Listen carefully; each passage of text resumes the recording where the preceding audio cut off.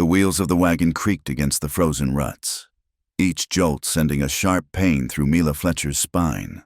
She pulled the wool blanket tighter around her shoulders, though it did little to ward off the bitter December wind that cut through the canvas covering. Outside, the Texas landscape she'd known all her life had long since given way to unfamiliar territory. Endless plains dusted with snow, mountains looming like dark sentinels against the gray sky. 22 years old, with sun-weathered skin that spoke of countless hours helping her father tend their ranch, Mila possessed the kind of beauty that came from hard work rather than delicate upbringing.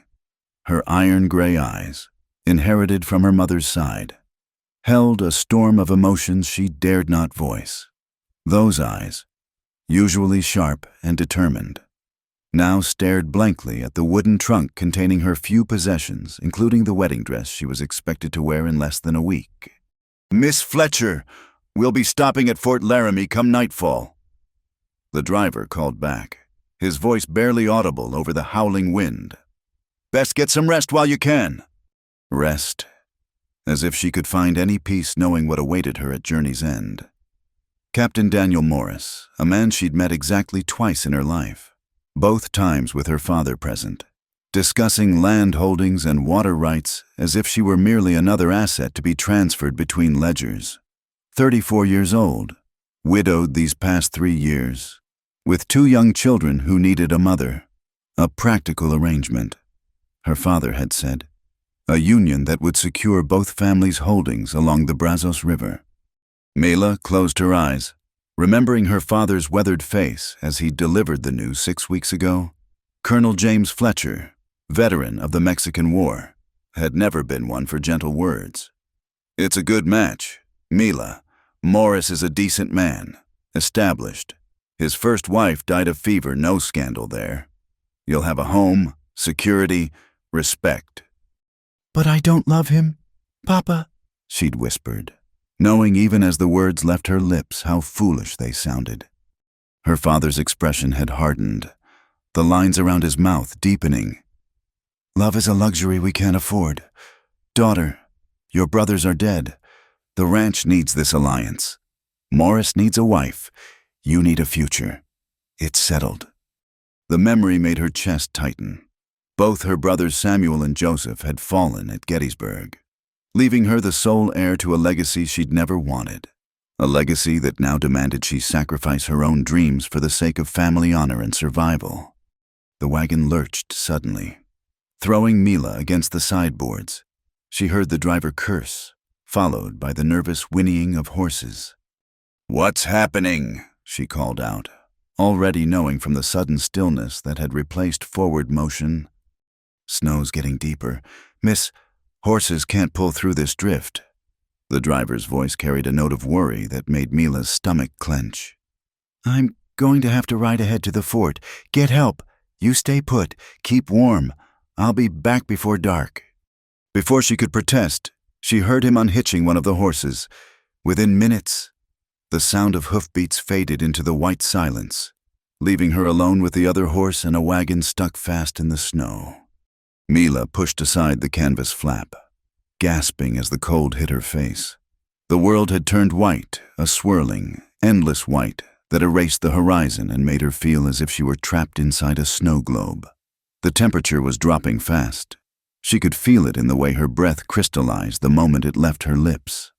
She retreated into the wagon, checking her supplies, some hardtack, dried beef, a canteen of water that was already forming ice around the edges.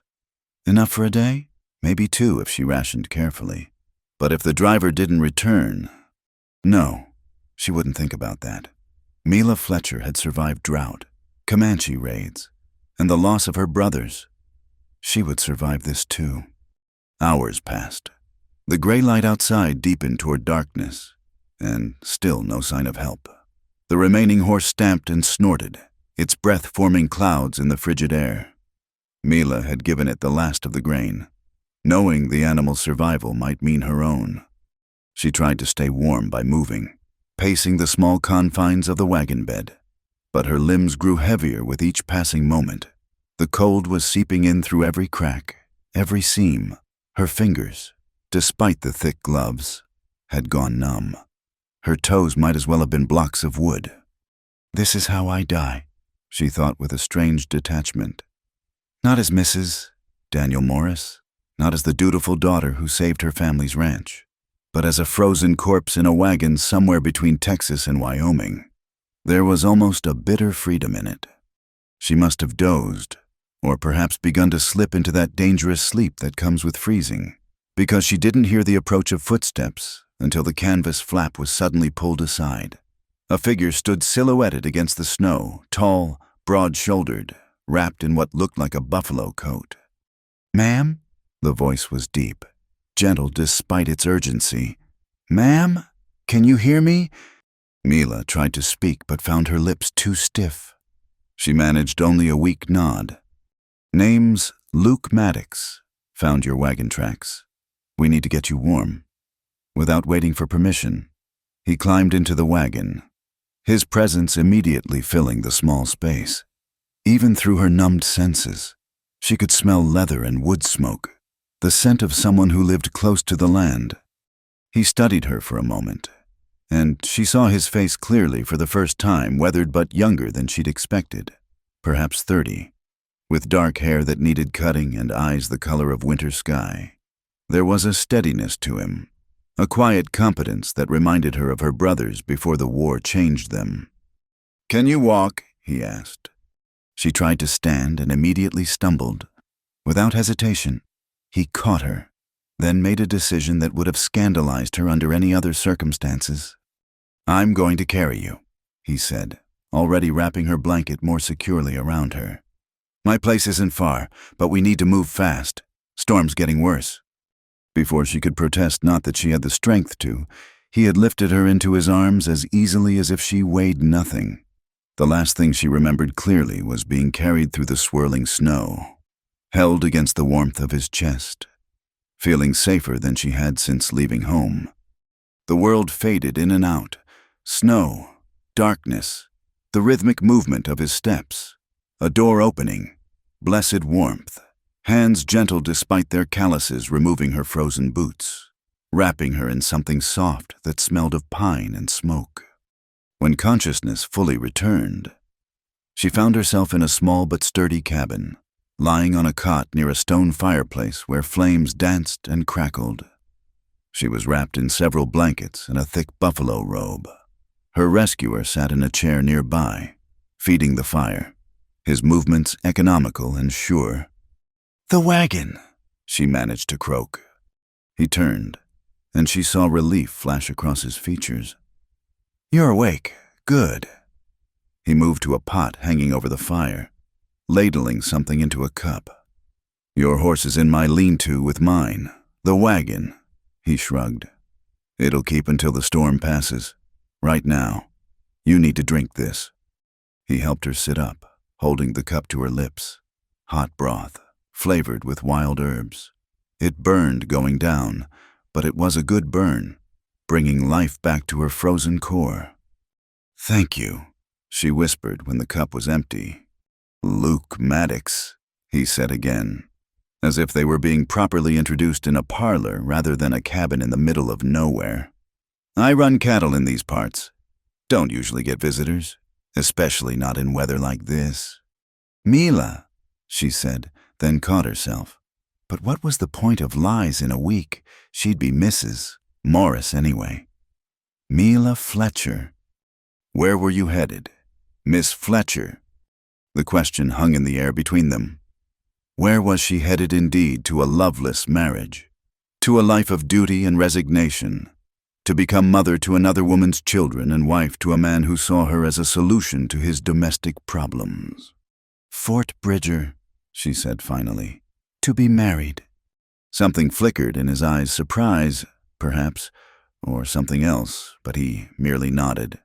"Well, you won't be getting there tonight, or tomorrow, by the look of this storm. You're welcome to stay until it passes." Stay, in a cabin alone with a stranger. Everything about it was improper, scandalous even. But then again, freezing to death would be even more inconvenient for her father's plans. "I'm grateful," she said simply. He stood, moving to a corner of the cabin where supplies were stacked. "You must be hungry. I've got venison stew, biscuits from yesterday. Nothing fancy, but it'll fill you up."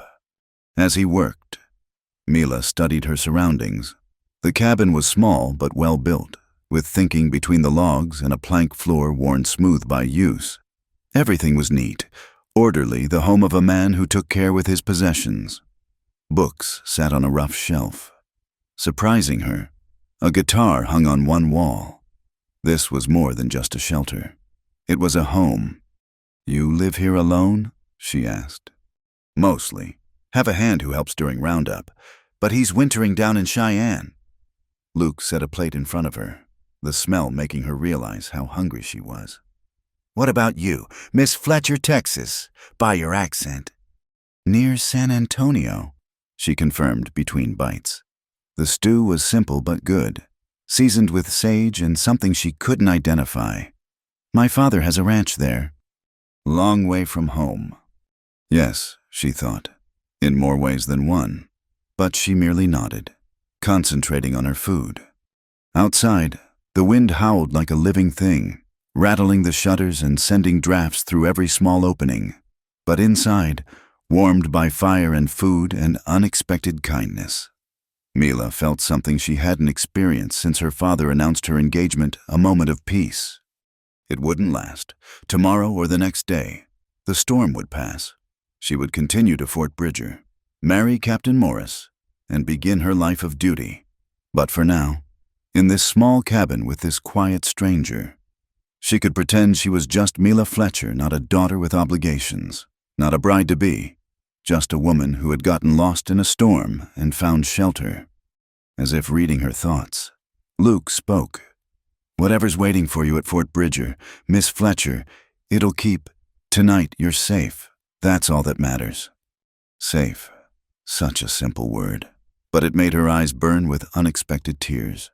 When was the last time she'd felt truly safe? Not since her brothers marched off to war, leaving her to grow up fast and hard under her father's stern expectations. She blinked the moisture away, nodding. "Yes," she said softly. "Tonight, I'm safe." Outside, the storm raged on, but inside the small cabin, peace held sway. And for Mila Fletcher, who had forgotten what it felt like to choose her own path, even this temporary shelter felt like freedom.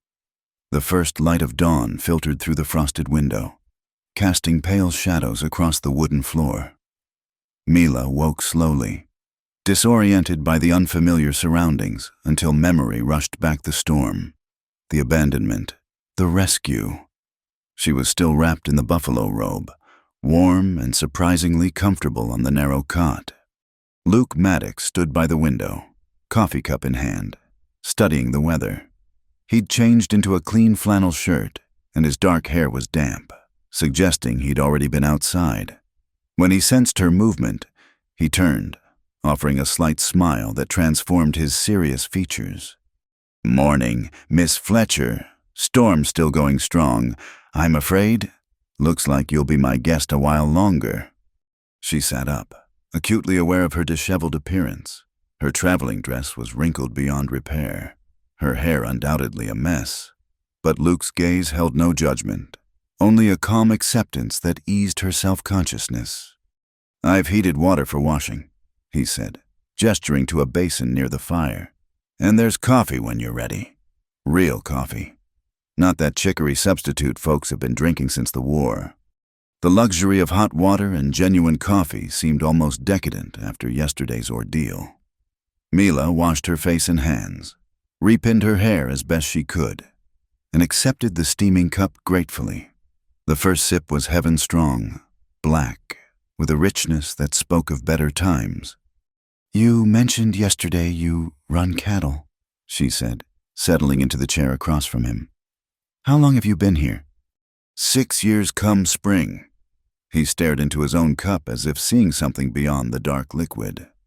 "Came out after the war ended. Needed." He paused, searching for words. "Needed space, I suppose." "Quiet." Mila recognized the look in his eyes. She'd seen it in other men who'd returned from battle.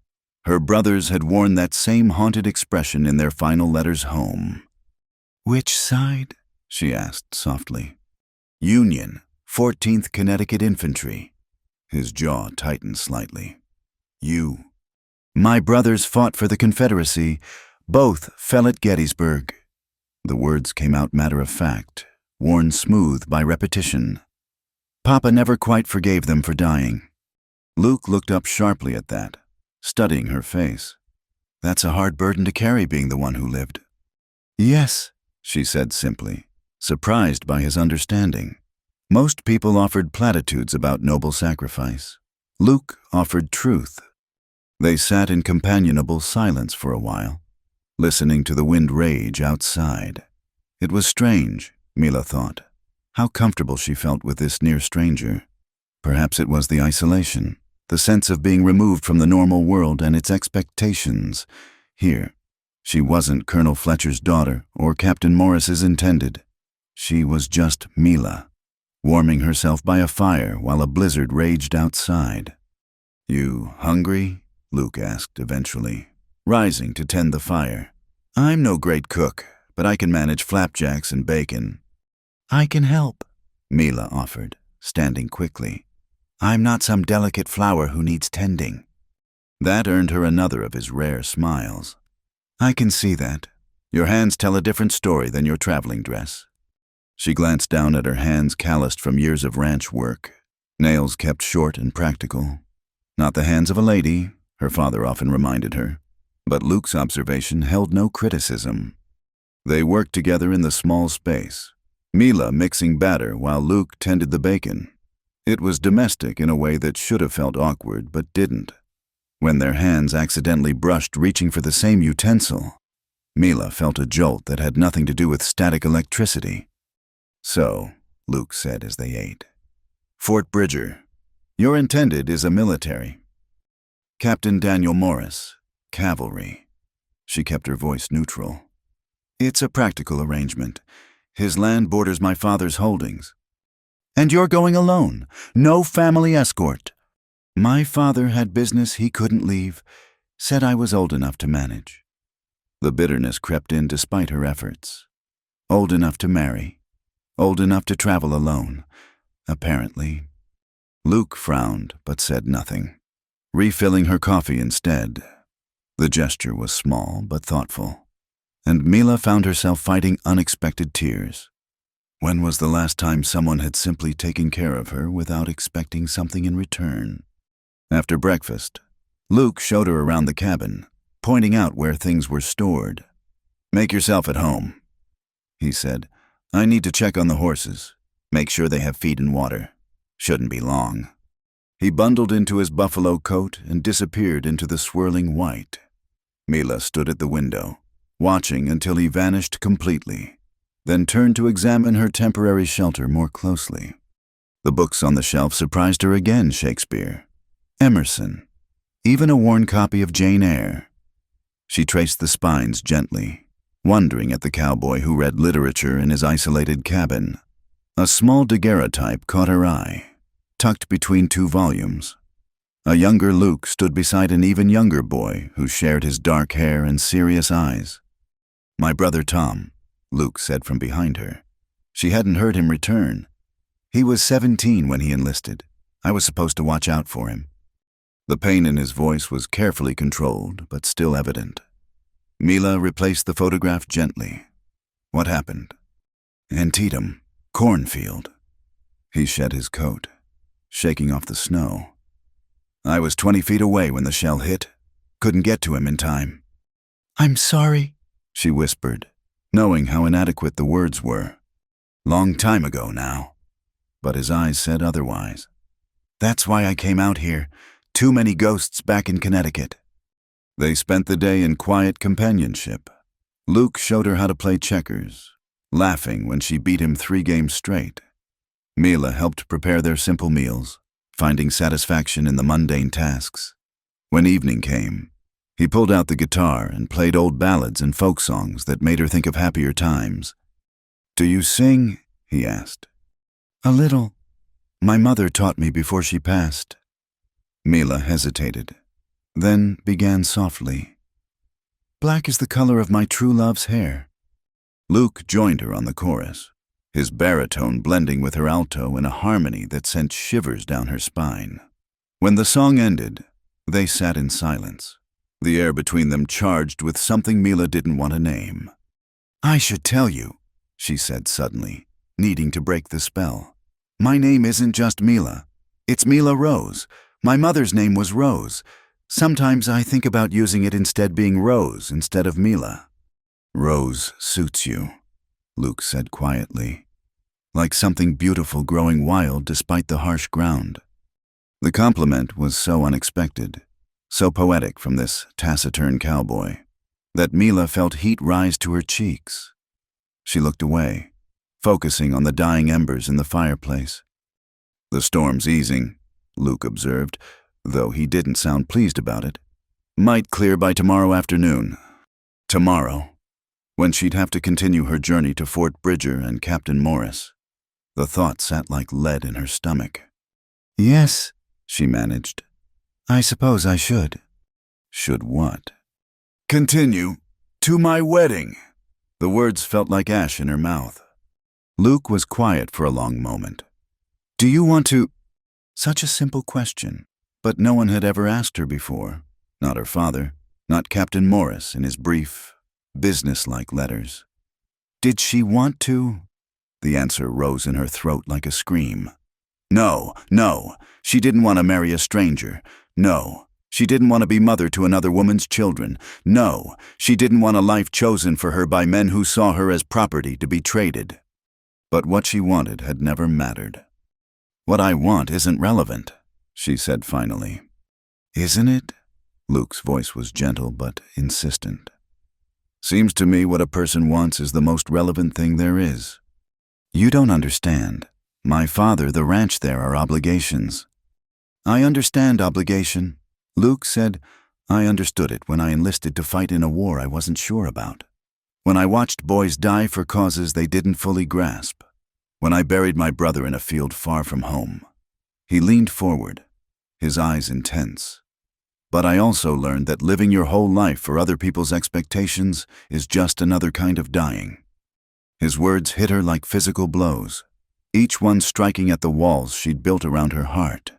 She stood abruptly, needing distance. I should rest. Thank you for dinner. Rose, he called softly as she moved toward the cot. She turned, startled by his use of the name. Whatever you decide, it should be your choice. Not your father's, not mine, yours. She nodded, not trusting her voice, and lay down fully clothed, pulling the buffalo robe up to her chin. But sleep wouldn't come. Instead, she lay listening to Luke move about the cabin banking the fire, settling into his bedroll on the floor despite her protests that she should take the floor instead. In the darkness, with the storm finally quieting outside, Mila let herself imagine, just for a moment, what it would be like to choose, to be Rose instead of Mila, to stay in this little cabin with a man who asked her opinion and played guitar and looked at her like she was worth something beyond her value as a land alliance. Dangerous thoughts, impossible thoughts. But in the darkness, with Luke's steady breathing the only sound, she let herself dream them anyway. Tomorrow the storm would clear.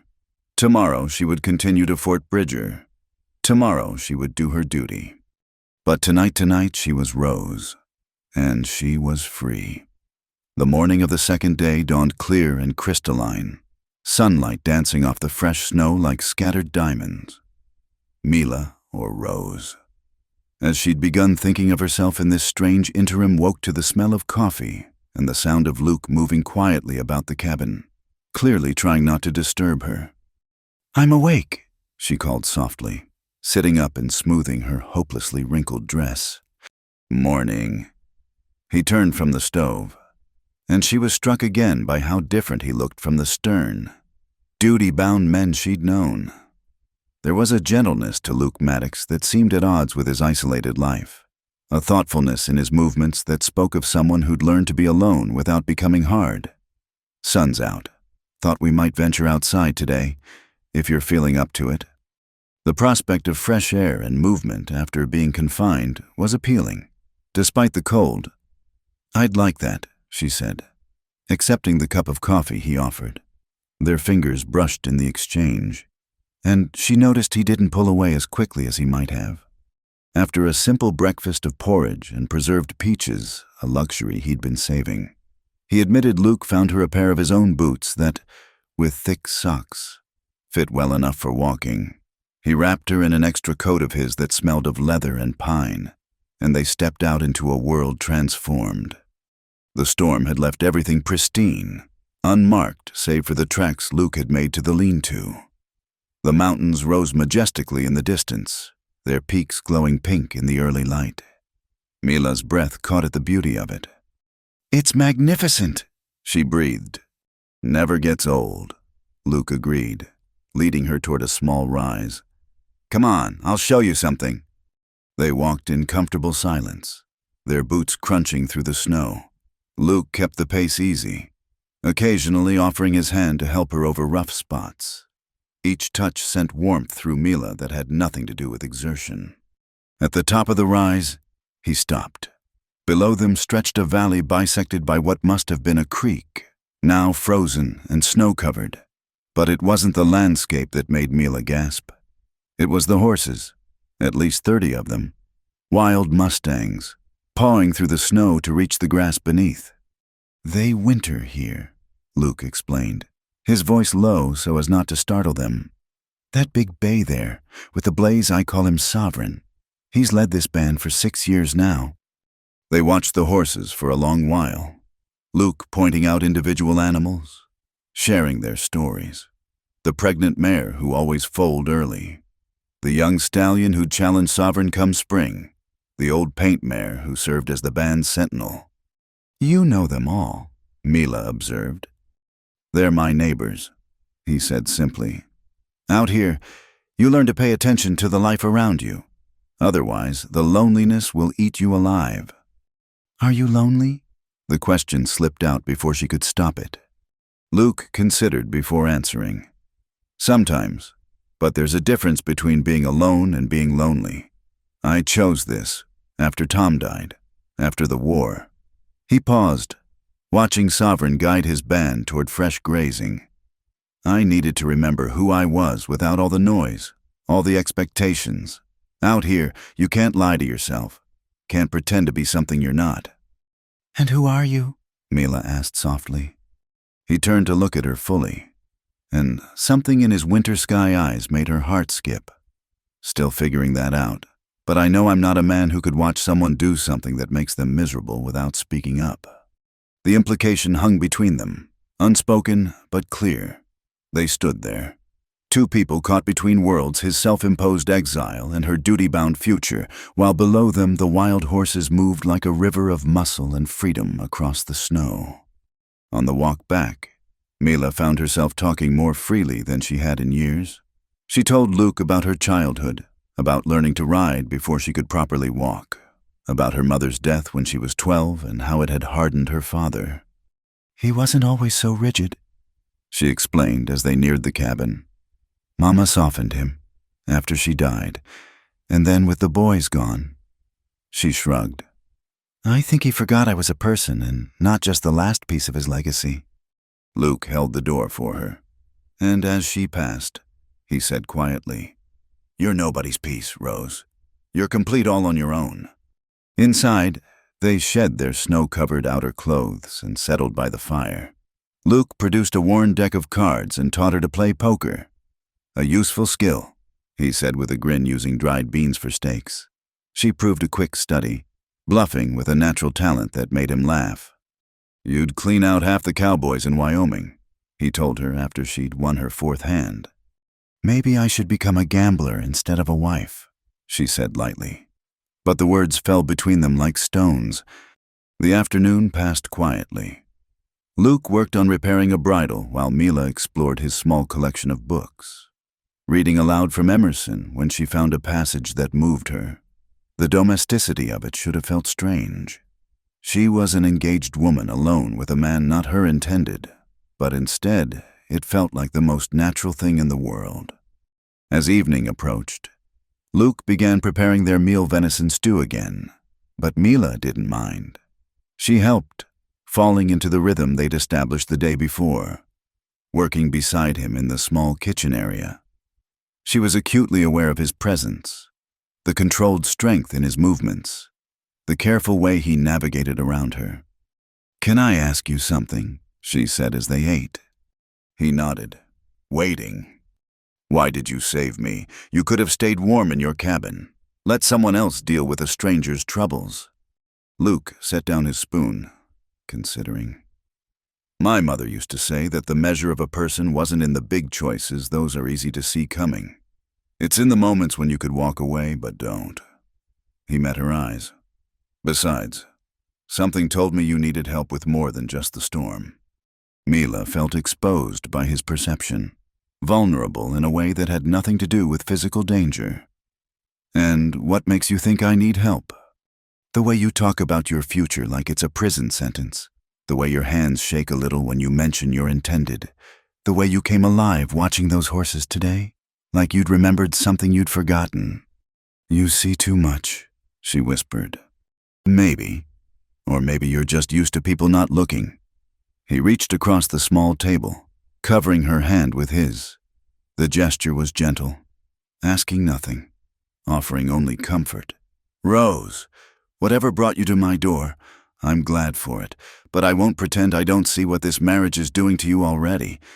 She should have pulled away, should have reminded him and herself of propriety, of promises made. Instead, she turned her hand palm up, letting their fingers interlace.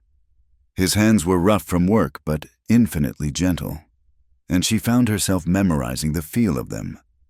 "2 more days," she said, voice barely audible.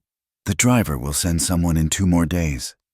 "A lot can change in 2 days," Luke replied, but he didn't elaborate.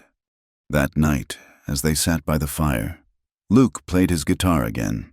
This time, Mila sang with him from the start, their voices blending on old songs of love and loss. When he began Shenandoah, she felt tears prick her eyes, the longing in the melody, the ache for something always just out of reach, struck too close to her heart. "Play something happier," she requested when the song ended. He thought for a moment, then launched into a lively tune she recognized from barn dances back home. Without thinking, she stood, holding out her hand. "Dance with me." "Here," he gestured at the small space. "Why not? When's the last time you danced?" "Luke Maddox." He set aside the guitar and stood, taking her hand with a mock formality. "Fair warning, I learned to dance in army camps. My technique lacks refinement." But he was wrong. He moved with the same quiet grace he brought to everything else, leading her in a simple pattern around the limited floor space. Mila found herself laughing as they navigated around furniture, and when he spun her, she felt young and free in a way she'd forgotten was possible. The dance ended with her in his arms, both breathless from laughter more than exertion. The moment stretched, becoming something else as she looked up at him. His hand at her waist tightened slightly, and she saw something flicker in his eyes, longing, perhaps, or recognition. "Rose," he said, her chosen name a caress. But then he stepped back, releasing her gently. "It's late. You should rest." She nodded, not trusting her voice, and retreated to her cot. But she lay awake long into the night, reliving the feeling of his arms around her, the warmth in his eyes, the way he said "Rose" like it was precious. 2 more days. 2 more days of this strange, perfect interlude where she could be Rose instead of Mila, where she could forget about duty and expectations and Captain Daniel Morris waiting at Fort Bridger. 2 more days to pretend that life could be different, that choices could be made for love instead of land, that a woman might pick her own path.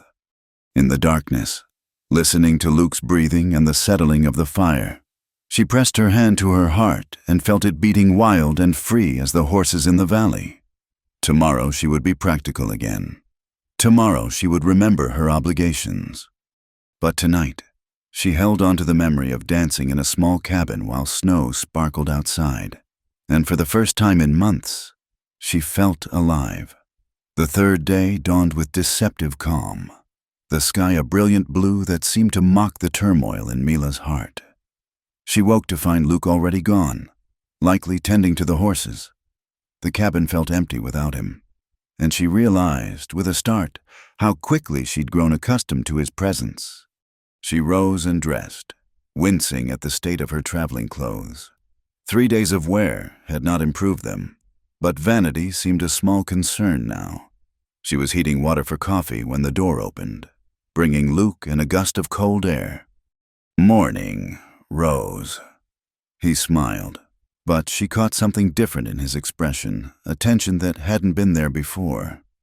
"Thought we might check your wagon today, see what can be salvaged." The reminder of the outside world, of her interrupted journey, sat heavy between them. But Mila nodded, forcing brightness into her voice. "Yes, I should gather my things."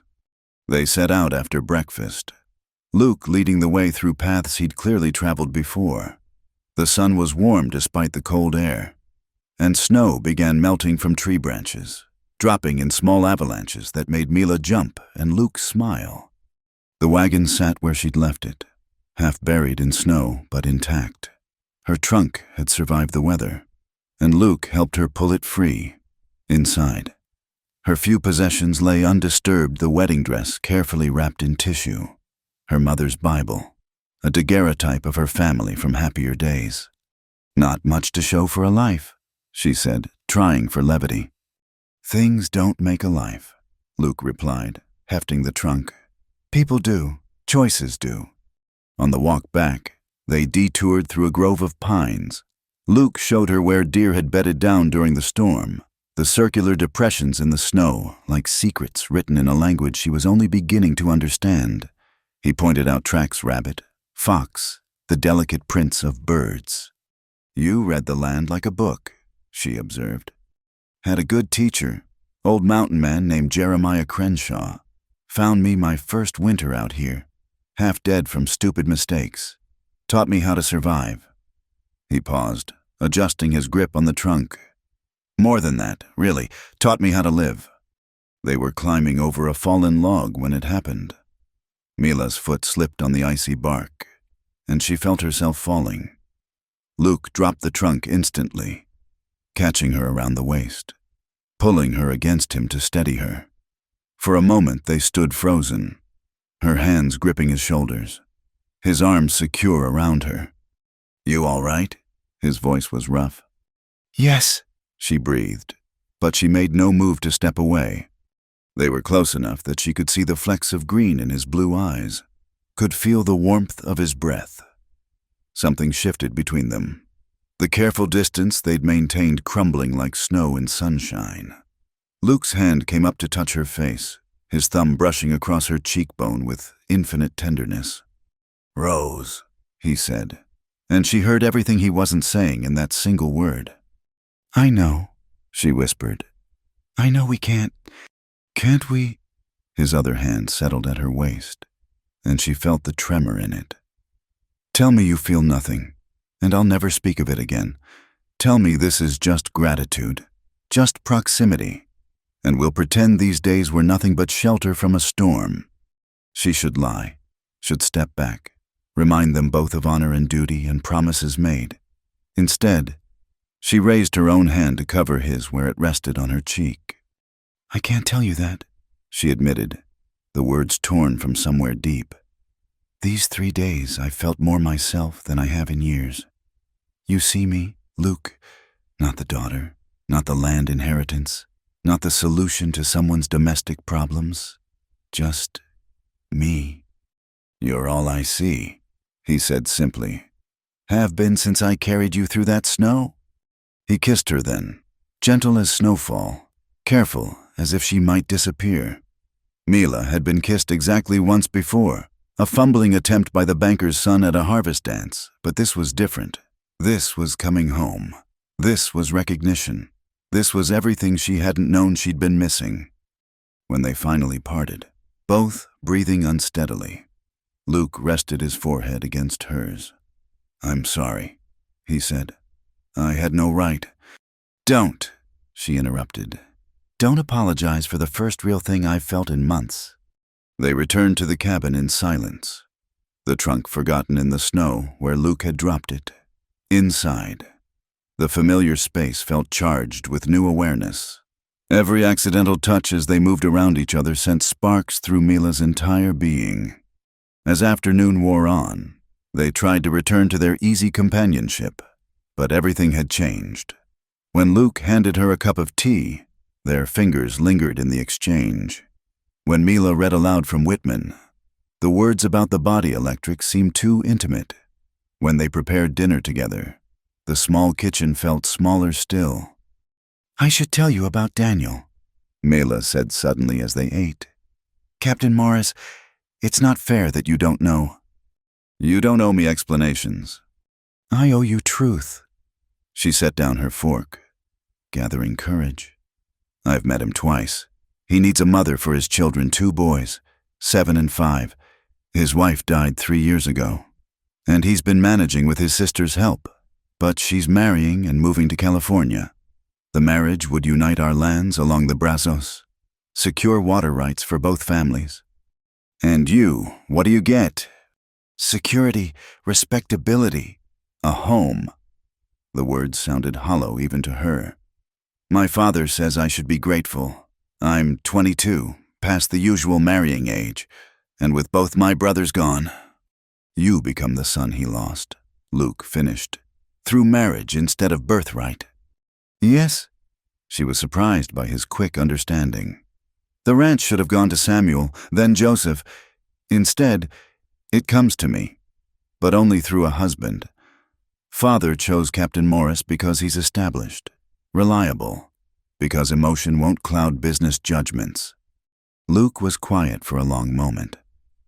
"My father wanted me to take over his shipping business in Hartford. Had my whole life planned which firm I'd clerk with, which banker's daughter I'd marry, which pew I'd sit in at church." He smiled ruefully. "The war gave me an excuse to escape, though I didn't see it that way then. After Tom died, after I came home, I couldn't do it. Couldn't sit in offices and count other men's money while Tom rotted in a field in Maryland." "So you came here?" "So I came here. Father disowned me, said I was throwing away everything he'd built." Luke shrugged. "Maybe I was, but I'd rather have nothing of my own than everything of someone else's choosing." "You're braver than I am," Mila said softly. "No." He reached across the table, taking her hand. "Courage isn't about grand gestures. Rose, sometimes it's just saying, 'This isn't what I want,' and being willing to live with the consequences." That evening, they sat closer than before on the small bench before the fire. Luke had brought out a chess set carved from elk antler, teaching her the moves with patient explanations.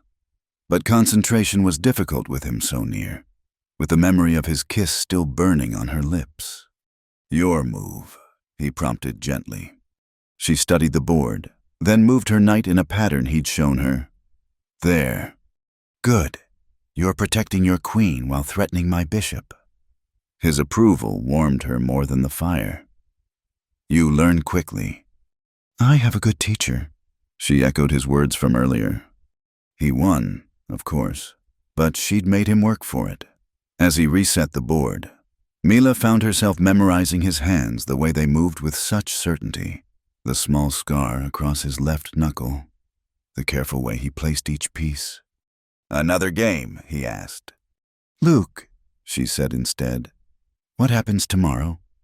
He stilled, a pawn suspended in his fingers. "Someone will come for you. You'll continue to Fort Bridger. And then you'll have a choice to make." He set down the piece carefully. "The same choice you've always had, only now you know it exists. It's not that simple. My father, the contracts—" "Nothing about this is simple," Luke agreed. "But Rose, living your whole life for other people's expectations, that's not simple either. That's just slow dying." She stood abruptly, needing movement. needing distance from the truth in his words. At the window, she watched the moon rise over the snow-covered mountains, feeling as wild and lost as the wolves that sometimes sang in the distance. "I could be happy here," she said to the glass, to the night, to herself. "In this little cabin, with the horses and the mountains and—" She stopped, unable to voice the rest. And Luke had come to stand behind her, not touching but close enough that she felt his warmth. "You know," she whispered. "I need to hear it." His voice was rough with suppressed emotion. "Just once. I need to hear it." She turned to face him, finding courage in his eyes. "And you? I could be happy with you. Luke Maddox, happier than I have any right to be." He cupped her face in his hands, thumbs stroking her cheeks. "You have every right to happiness, Rose Fletcher, every right to choose your own path." "Kiss me again," she breathed, "before I lose my courage."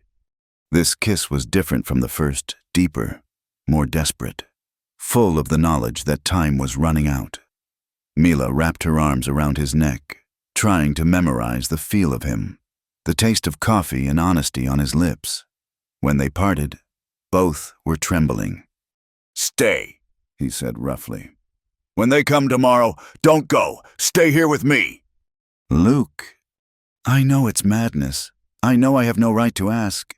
But Rose, these 3 days—" He broke off, struggling for words.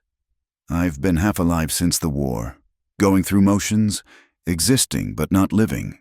Then you stumbled into my life, all fierce determination and hidden sadness, and suddenly I remembered what it felt like to want something, to want someone."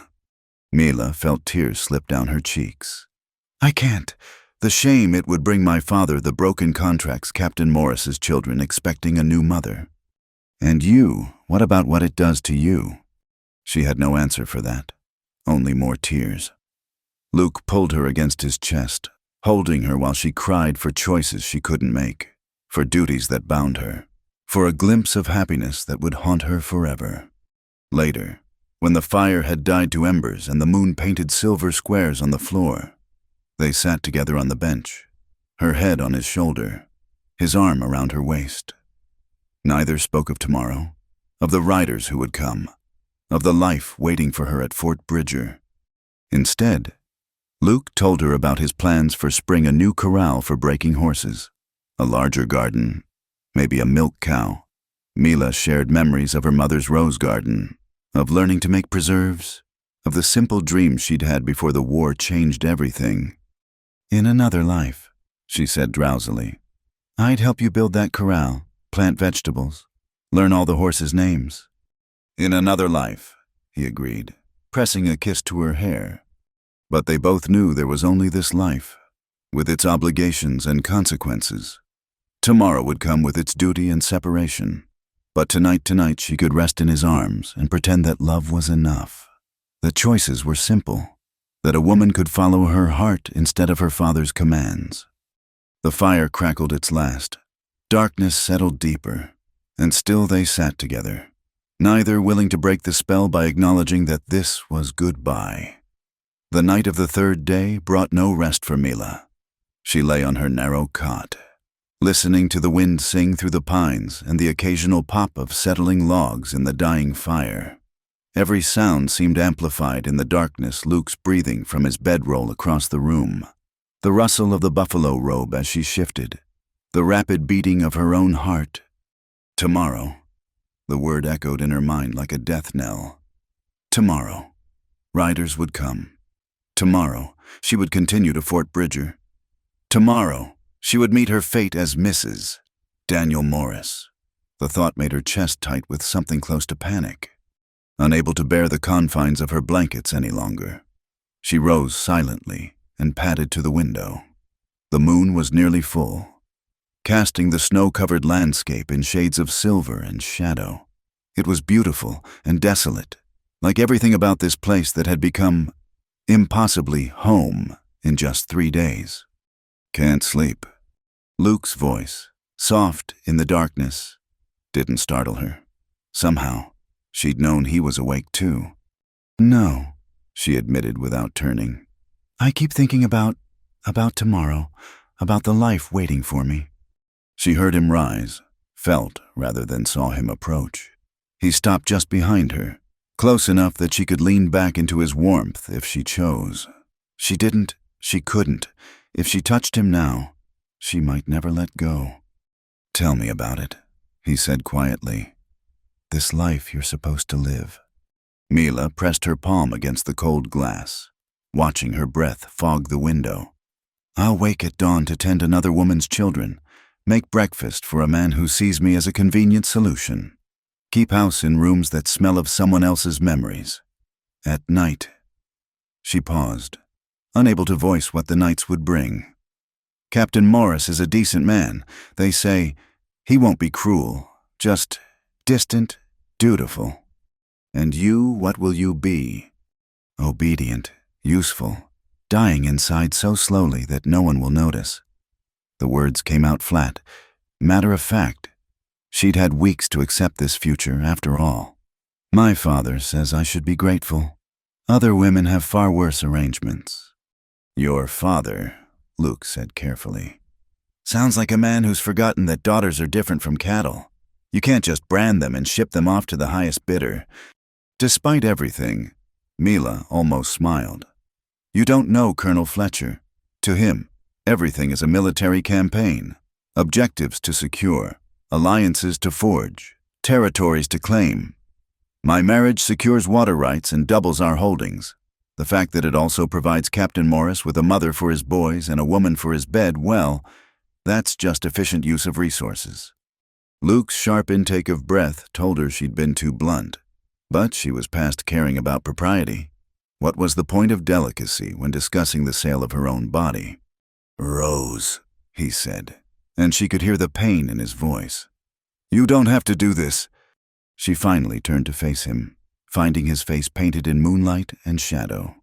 Don't I? My father will disown me if I refuse. I'll have nothing, no family, no home, no prospects. A ruined woman in the eyes of society. You'll have choices, he countered. Your own choices, not made for you by men who see you as property. And where would I go? What would I do? The questions burst out of her, fierce and desperate. I can work cattle and keep house and read Latin, but none of those skills will feed me when I'm cast out with nothing but the clothes on my back. Luke stepped closer, his hands coming up to frame her face with that devastating gentleness she'd come to crave. You'd have a place here, always. The words hung between them, an offer and a plea and a promise all at once. Mila felt her breath catch, her heart stuttering in her chest. Luke, she whispered, you can't mean... I know it's too soon. I know 3 days isn't enough time to know someone. His thumbs stroked her cheeks, catching the tears she hadn't realized were falling. But Rose, I've lived more in these 3 days than in the 6 years before them. You've brought something back to life in me that I thought the war had killed forever. You're offering to save me, she said, trying to find steady ground. Like you saved me from the snow. But I can't be another obligation. Luke, I won't be any man's burden. Burden? He laughed, but it was rough with emotion.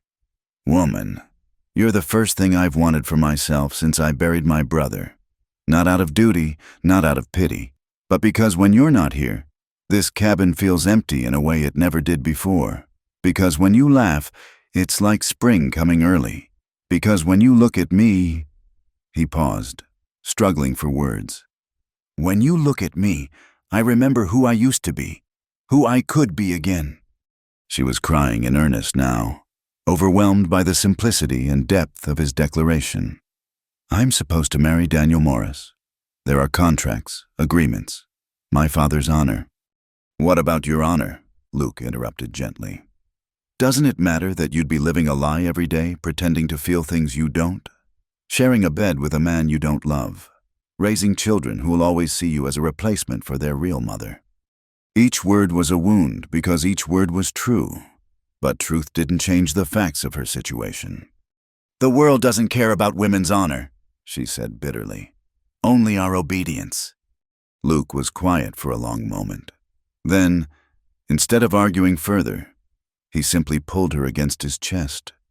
She went willingly, burying her face in his shirt, breathing in the scent of him, wood smoke and leather and something essentially Luke that she knew she'd remember forever. "Do you know," he said into her hair, "what I thought when I found you in that wagon half frozen, probably dying, and still trying to sit up straight like a proper lady?" She shook her head against his chest.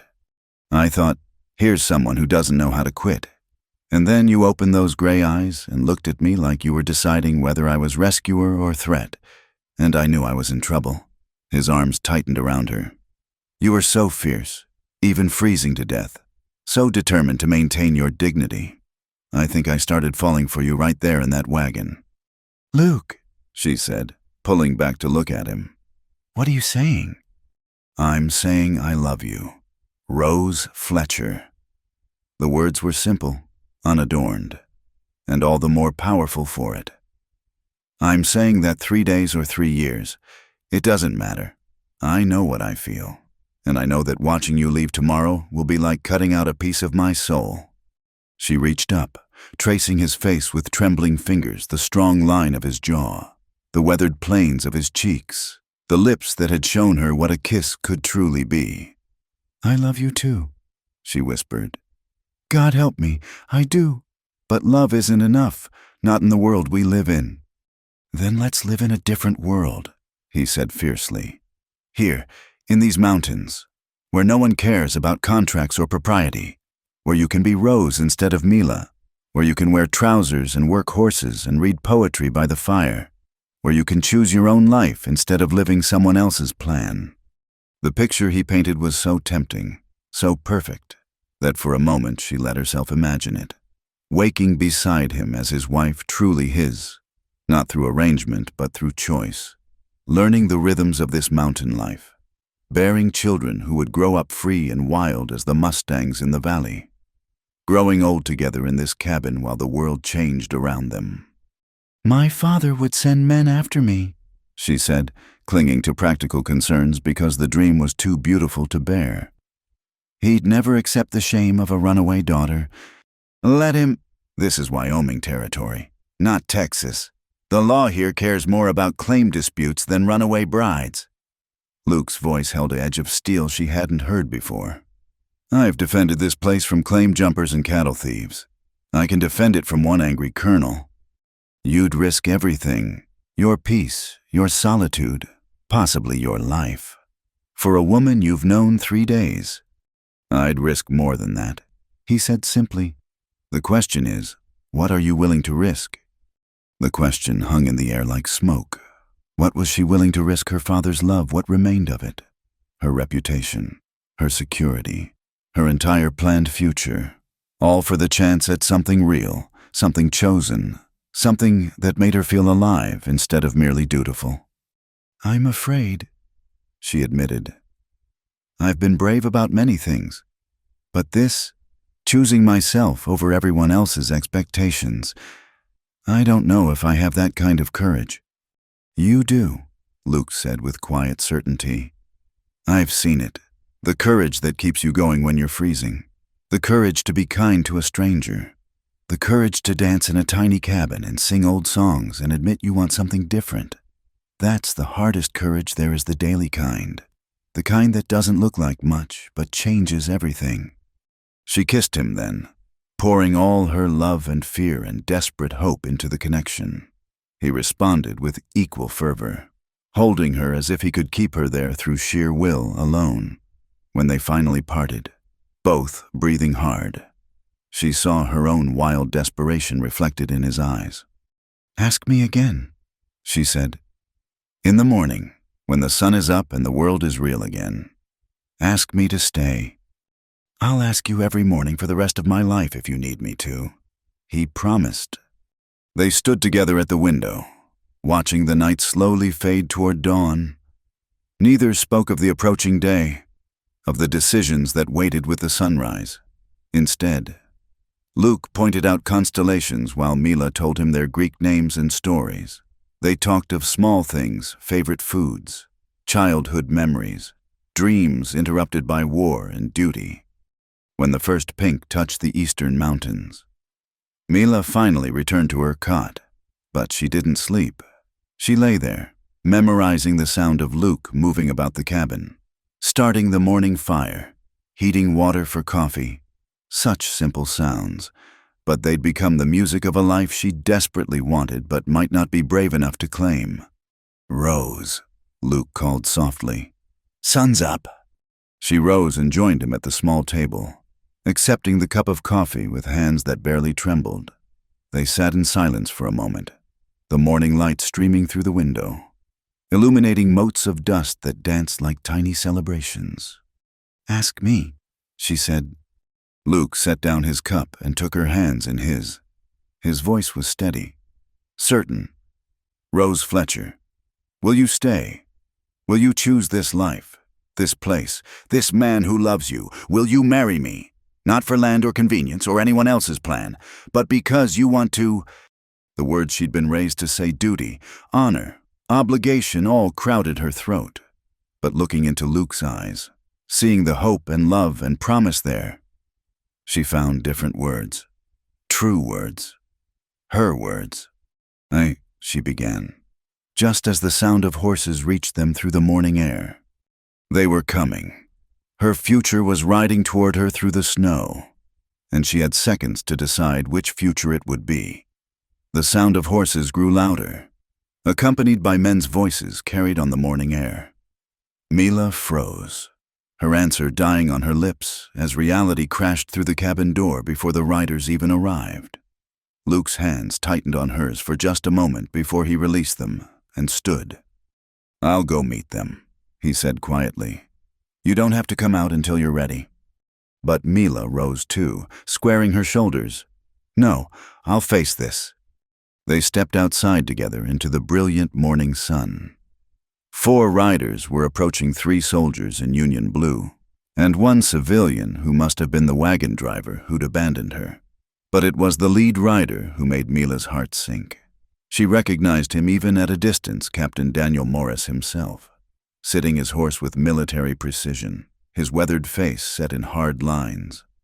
The party reined in before the cabin.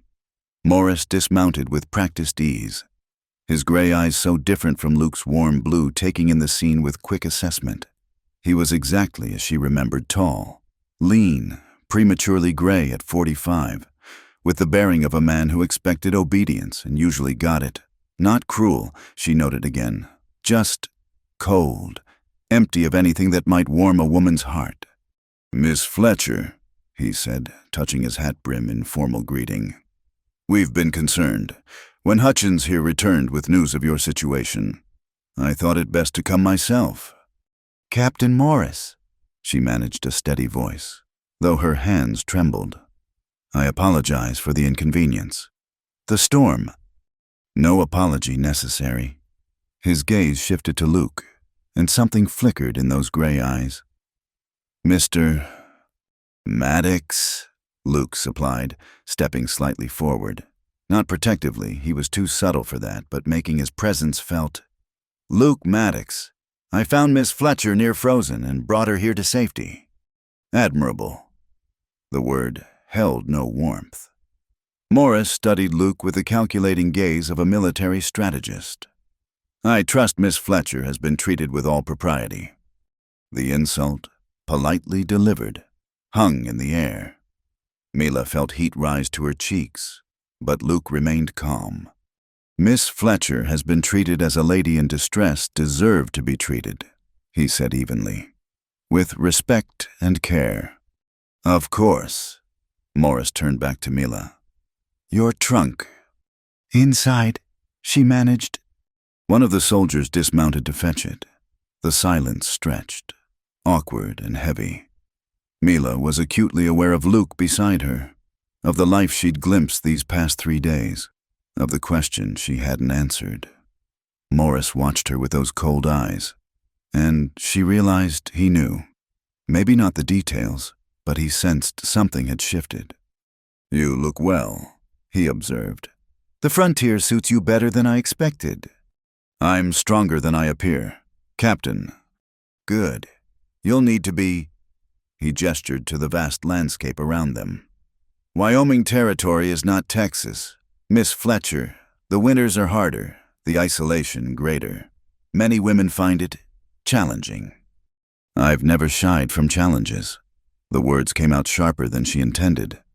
Morris's eyes narrowed slightly. No, your father said as much. It's one of the reasons I agreed to this arrangement. My boys need a firm hand. Their mother was... He paused, selecting words carefully. Delicate, given to melancholy. They require someone more robust. Mila felt Luke tense beside her. She knew what he was hearing, the same thing she was. Not a word about affection, about partnership, about building a life together. Just requirements and arrangements. As if she were being hired as a governess rather than married as a wife. Perhaps, Luke said quietly, Miss Fletcher should be given a moment to prepare for travel. The journey to Fort Bridger is still considerable. Morris's gaze sharpened. I don't believe we've established your connection to Miss Fletcher beyond that of rescuer Mr. Maddox. We've established a friendship, Mila said quickly, finding her voice. Mr. Maddox has been kindness itself during a difficult time. Friendship. Morris repeated the word as if tasting something foreign. Well, I suppose that's natural, given the circumstances, though I trust you understand, Miss Fletcher, that such friendships will need to be carefully managed once you're married. A captain's wife must be above reproach.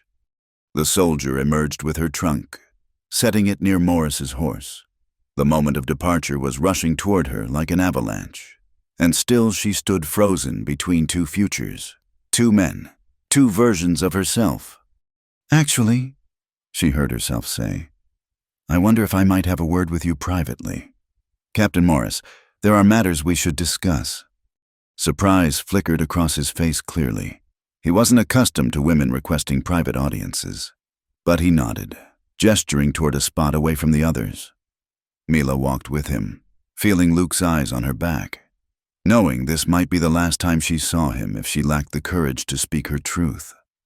When they were out of earshot, Morris spoke first. If you have concerns about the arrangements, Miss Fletcher, you should know they're quite generous. You'll have your own household accounts, freedom to manage the domestic affairs as you see fit. Why me? Mila interrupted. There must be other women younger, more biteable, without brothers' deaths and fathers' demands hanging over them. Why did you agree to this match? He seemed taken aback by her directness. Your father was quite persuasive. The land consolidation benefits us both, and you come from good stock, strong, capable. My boys need... Yes, you've mentioned what your boys need. She took a breath, gathering courage. What about what you need, Captain? What about what I need? Need, he frowned. I need a wife to run my household and mother my children. You need a husband to secure your future and satisfy your father's arrangements. It's a practical solution for both parties. Is that all marriage is to you, a practical solution? Morris's frown deepened. What else would it be romance is for novels? Miss Fletcher, real life requires more substantial foundations. Mutual benefit, clear expectations, reasonable arrangements between rational people, and affection companionship. The comfort of being truly known by another person. Those are luxuries, he said dismissively. Perhaps they'll develop in time. Perhaps not. Either way, the marriage will serve its purpose. Mila looked at this man who would be her husband in days if she stayed silent. He wasn't evil, wasn't cruel. He was something worse. He was empty. A shell of a man. Going through motions, checking boxes, acquiring a wife the same way he'd acquire a new horse or a piece of equipment. Necessary, useful, but ultimately replaceable. Your first wife, she said quietly. Did you love her? Something flickered in his eyes, pain, perhaps quickly suppressed. That's not relevant to our situation. I think it is. I think it's the most relevant thing of all. She pressed on, sensing a crack in his armor. Were you different with her before she died? Miss Fletcher, because I need to know if there's any chance you could be that man again. Any hope that this marriage could be more than a business arrangement. That you could see me as more than a solution to your domestic problems. Morris was silent for a long moment. When he spoke, his voice was carefully controlled. My wife Sarah was my childhood sweetheart. We married for love, against both families' wishes. And when she died, he stopped, jaw working. When she died, I learned the cost of such foolishness. Love makes you weak. Miss Fletcher, it clouds judgment, creates vulnerabilities. I won't make that mistake again. So I'm to pay for your grief, Mila said softly. Live my whole life as a monument to your fear of feeling. You're being dramatic, but there was less certainty in his voice now. Tell me, Captain, when you look at me. What do you see? He studied her, and she saw him truly looking for perhaps the first time. I see a strong woman who'll do her duty. Duty. The word tasted like ash. Yes, I suppose that's all you see, because that's all you want to see. It's safer that way, isn't it? Miss Fletcher, these philosophical discussions are all very well, but the fact remains. The fact remains, she interrupted, surprising them both, that you're asking me to share your bed, bear your children, raise the sons you already have, and spend the rest of my life with you, and you can't even pretend to care who I am beyond my ability to fulfill functions. Morris's face hardened. If you're having second thoughts about our arrangement.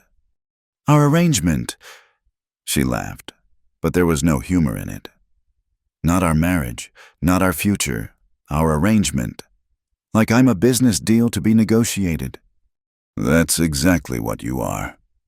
His voice turned cold again. The momentary crack sealed over. What we both are. Your father needs this alliance. I need a wife. Romantic notions don't change those facts. No, Mila agreed. They don't. She looked back toward the cabin, where Luke stood waiting, and she knew he could read the conflict in every line of her body. The rising sun caught his face, highlighting the warmth there, the possibility, the choice he represented. He's why you're hesitating, Morris said, following her gaze. The mountain man.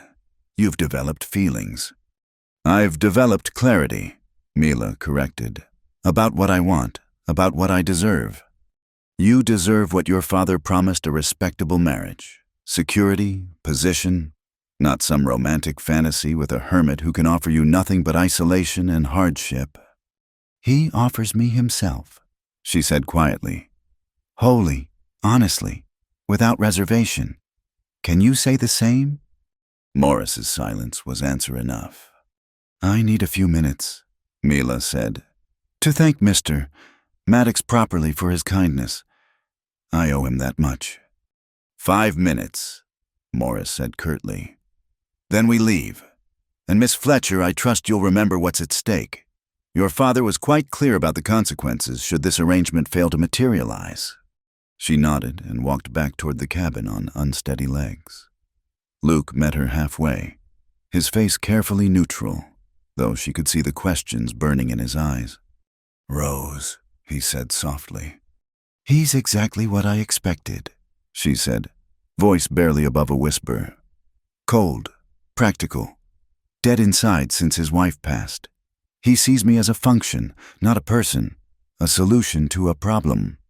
And, Luke asked, though he must have seen the answer in her face. And my father will disown me if I don't go. I'll have nothing, no family, no home, no resources.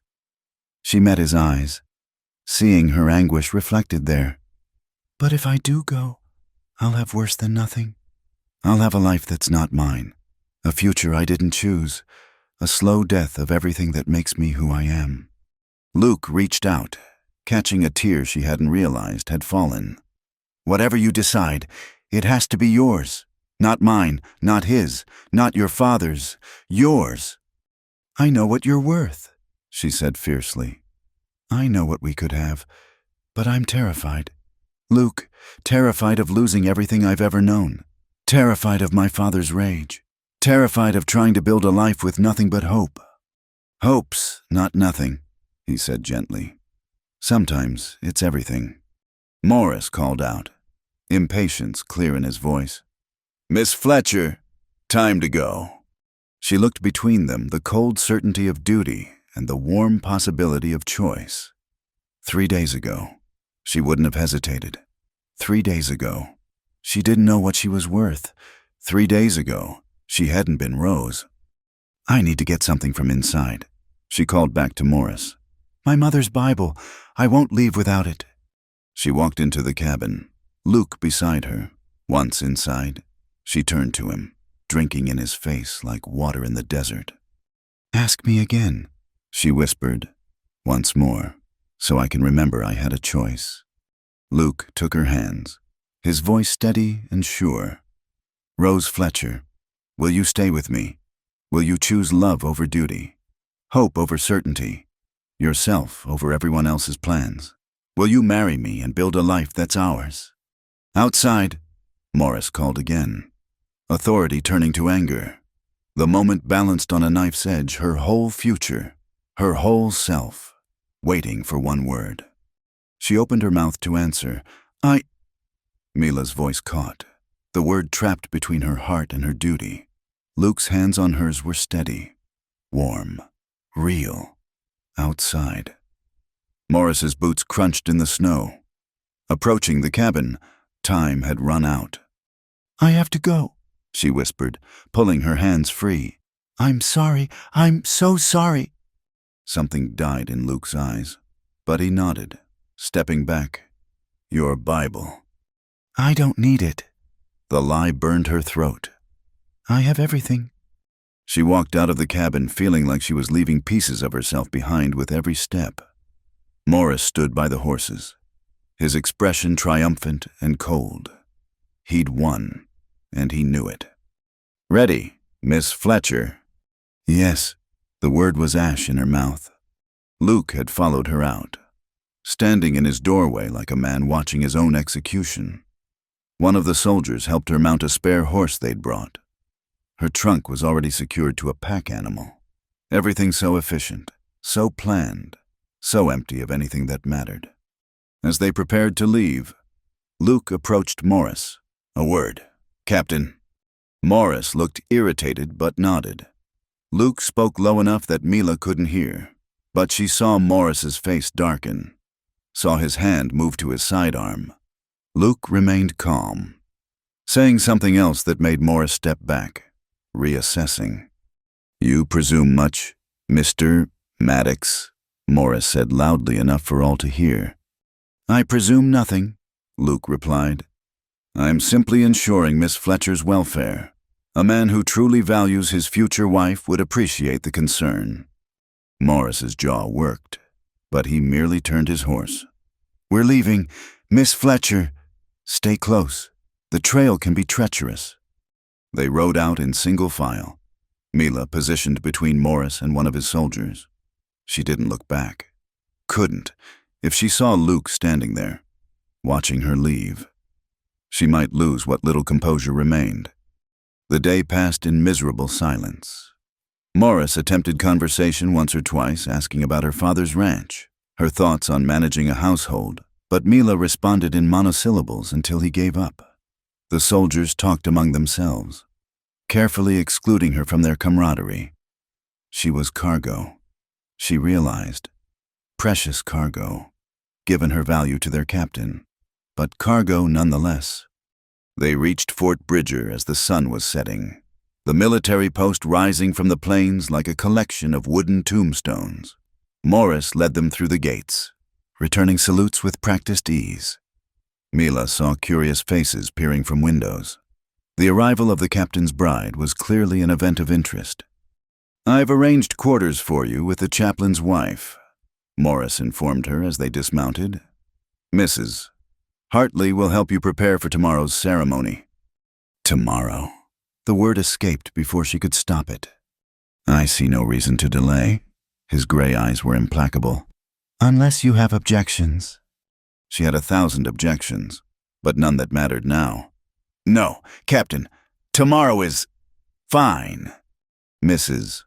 Hartley proved to be a thin, nervous woman who chattered incessantly as she showed Mila to a small room behind the chapel. "Oh, how exciting a wedding, and to Captain Morris such a distinguished man. Those poor motherless boys will be so happy. You must be thrilled." Mila made appropriate noises while Mrs. Hartley bustled about, producing a worn but serviceable dress. "It was my daughter's," she explained. "She married last year, moved to California.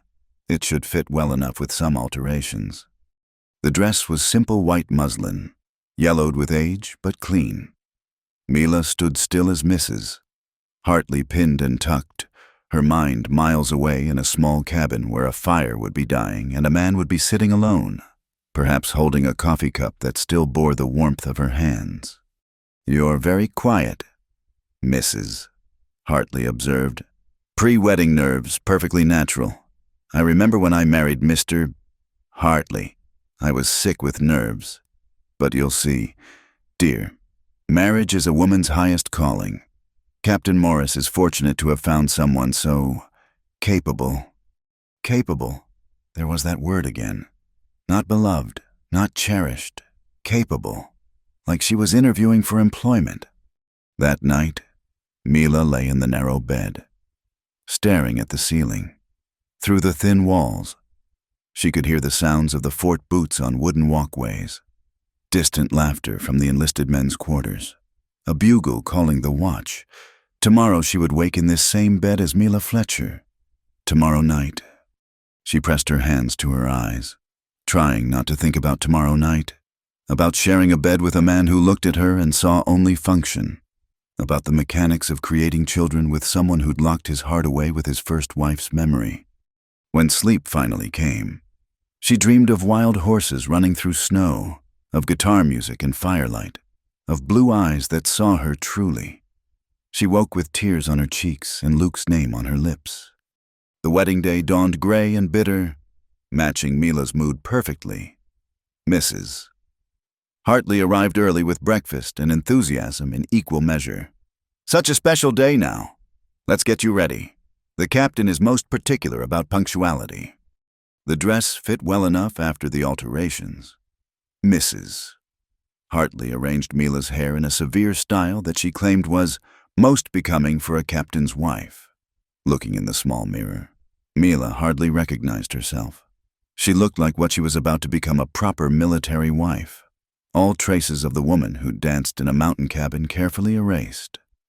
"Beautiful," Mrs. Hartley pronounced. "The captain will be pleased." The chapel was small and cold, smelling of damp wood and old prayers. A handful of officers and their wives had gathered, more out of curiosity than celebration, Mila suspected.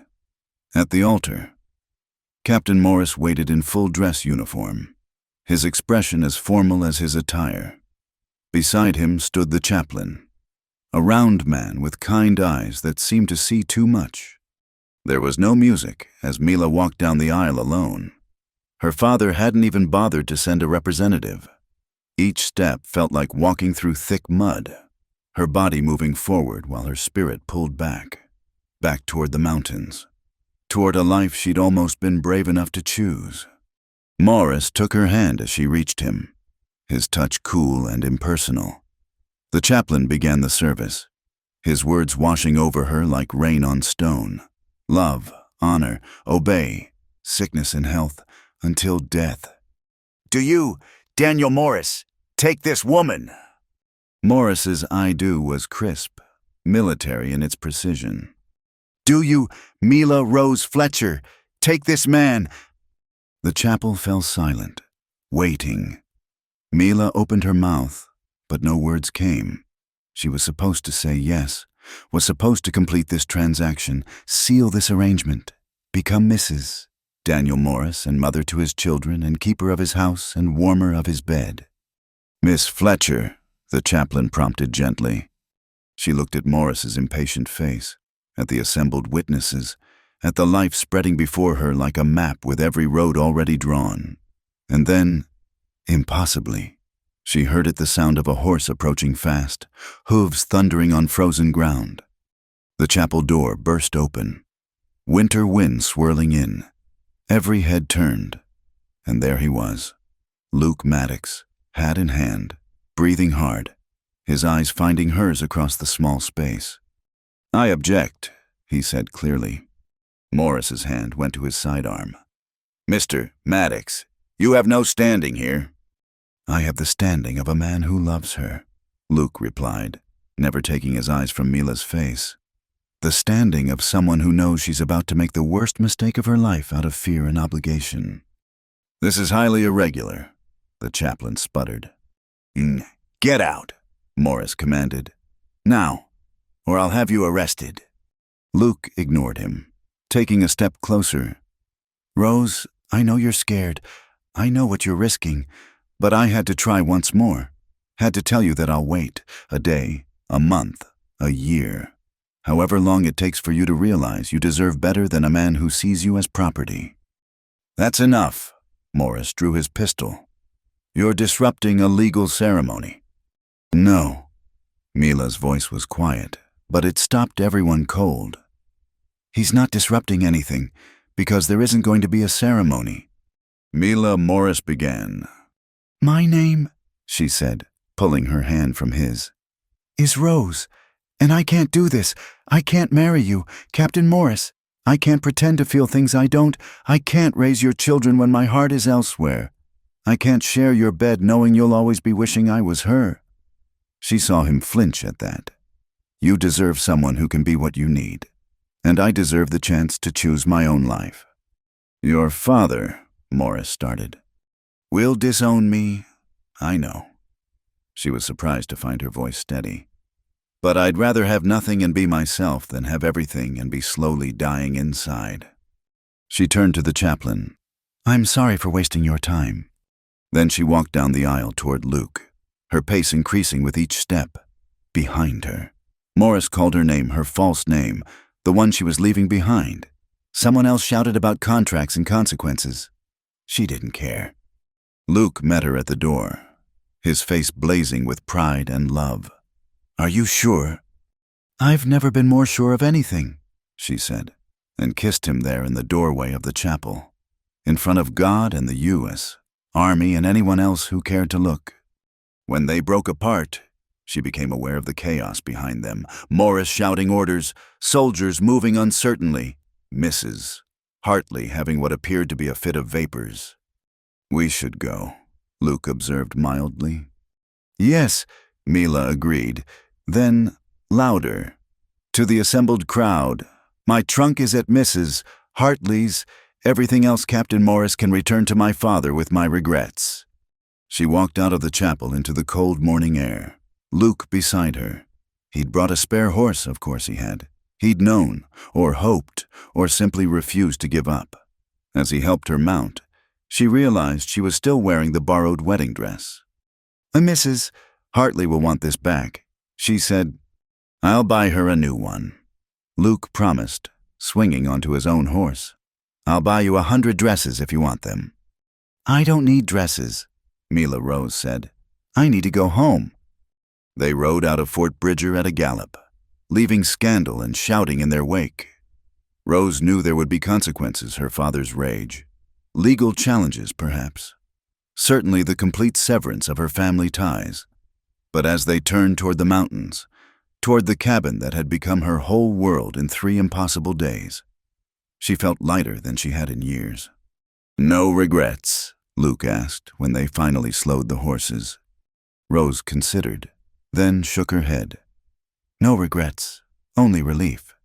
"And Luke," she reached across the space between their horses to take his hand. "Thank you for coming, for not giving up." "I told you," he said, squeezing her fingers. "I'd have waited forever." "You won't have to," she promised, and meant it. They rode on through the winter morning.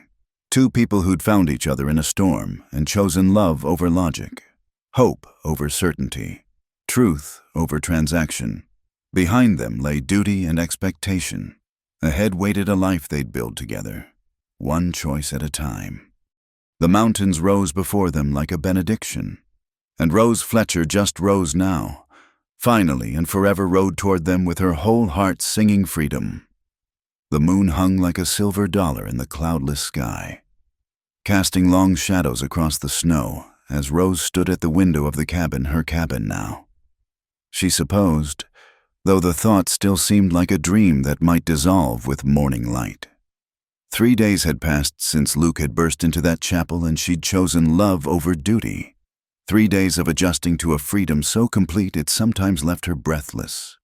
Behind her, she heard Luke moving about, banking the fire for the night.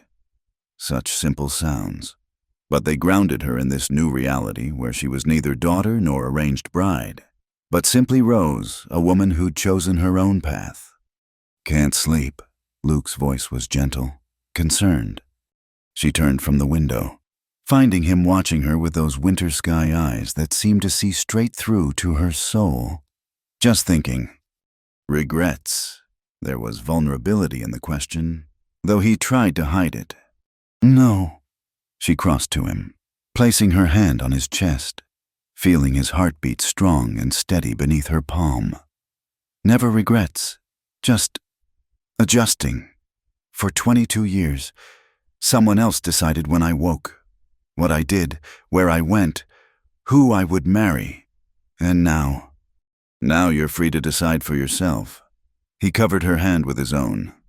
"That's bound to feel strange at first." "Strange, wonderful, terrifying." She laughed softly. "I keep expecting my father to ride up with a company of men, demanding I return."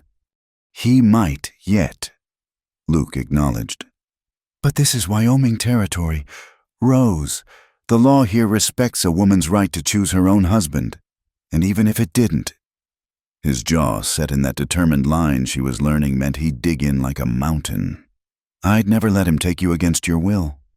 "I know." And she did. In the depths of her bones.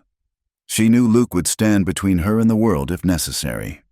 The knowledge was both comforting and humbling. They stood together in the firelight, neither moving to break the contact.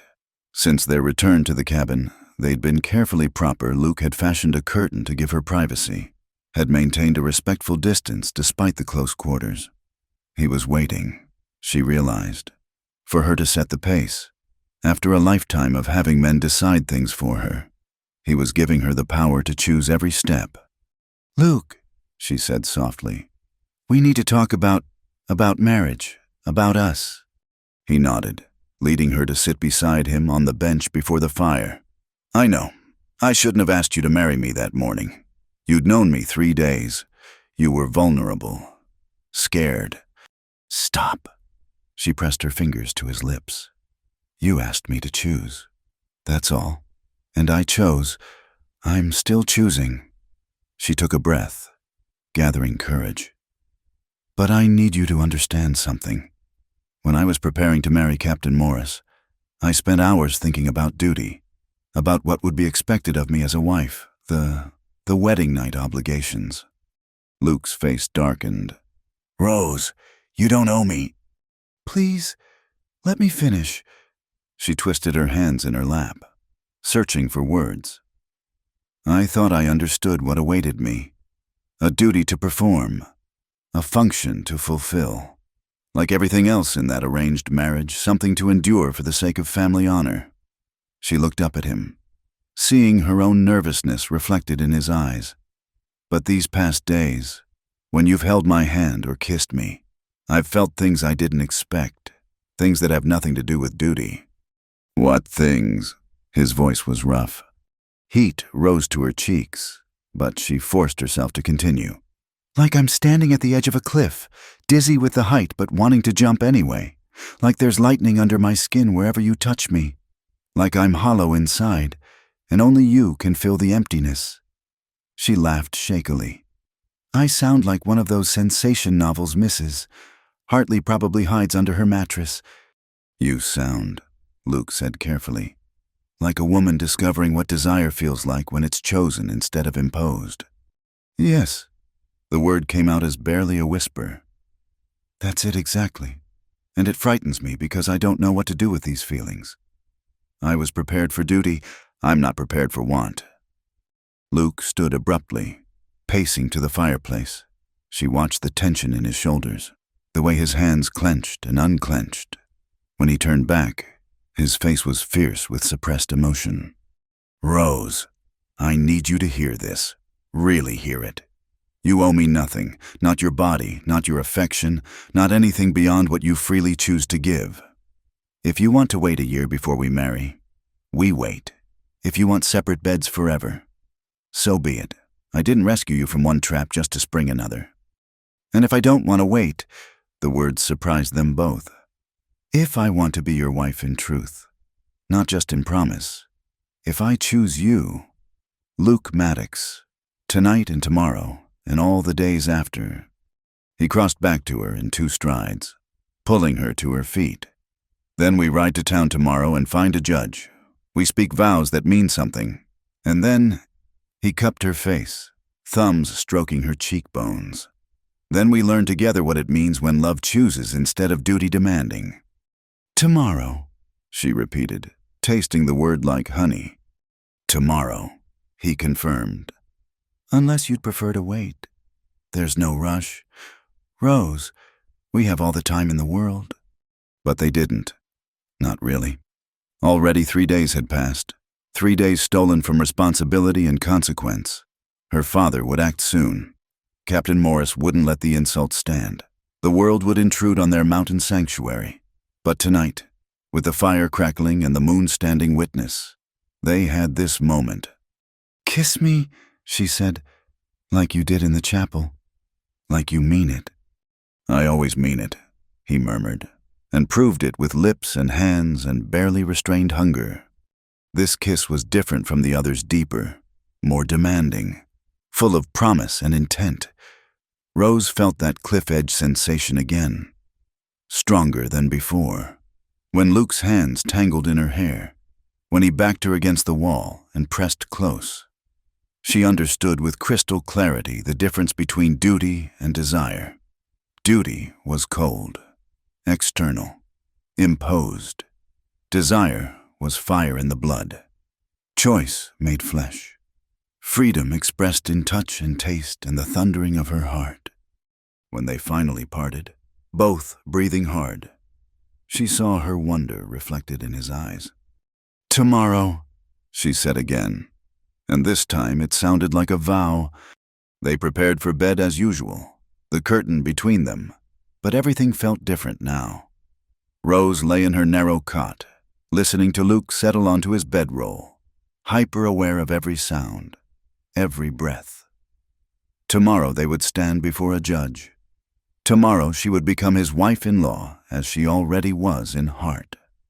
Tomorrow. "Rose," his voice came soft through the darkness. "Yes. I want you to know something. What you said about feeling hollow, I understand that. After Tom died, after the war, I thought I'd never feel whole again. Came out here to hide from the world, convinced I had nothing left to offer anyone." She heard him shift, perhaps turning to face her side of the room. "Then you stumbled into my life, all fierce courage and hidden sadness, and suddenly I remembered what it felt like to hope, to want, to dream about a future instead of just enduring the present." Tears slipped down her cheeks, silent in the darkness. "You saved me, Luke, not just from the storm, from a life that would have killed everything true in me." "We saved each other," he corrected gently. "That's what love does, I think. Saves us from our worst selves, our smallest lives." They fell quiet, but the silence was full of promise, of anticipation, of 2 people on the brink of a new life together. Outside, wind sang through the pines, and somewhere in the distance, wolves called to their mates. Inside, the fire died to embers, casting dancing shadows on the walls. "Luke," Rose called once more. What if he comes my father? What if he brings the law, claims I'm not of sound mind, that you've corrupted me somehow? Then we face him together, as husband and wife, If you're willing, your choice. Rose, always your choice. My choice, She repeated, marveling at the words. yes, tomorrow, as early as the judge will see us. Sleep now, he said, warmth and promise in his voice. Tomorrow's a big day. Rose closed her eyes, but sleep was elusive. Her mind raced with plans and possibilities. They'd need supplies for winter, would need to expand the cabin come spring. She could help with the horses, learn the rhythms of ranch life, maybe start a garden like her mother had kept, build a life stitch by stitch, choice by choice, day by day. When she finally drifted off, she dreamed not of the past of duty and cold obligation, but of the future, a future where she woke each morning next to a man who saw her truly, who valued her thoughts as much as her service, who touched her with reverence rather than ownership, a future where children might run through mountain meadows, wild and free as the mustangs Luke loved, a future chosen, not imposed. She woke once in the night to find moonlight streaming through the window, painting everything in silver and shadow. Through the curtain, she could hear Luke's steady breathing, and the sound filled her with such contentment she nearly wept. This was what she'd almost missed, this quiet intimacy, this sense of home that had nothing to do with walls and everything to do with the person sleeping nearby. Tomorrow, she thought, settling back into sleep. Tomorrow she would choose him formally, legally, irrevocably. But in her heart, the choice was already made, had been made perhaps from the moment he'd carried her through the storm. Everything else was just paperwork. The moon continued its journey across the sky, marking the hours until dawn, until tomorrow, until the rest of their lives could truly begin.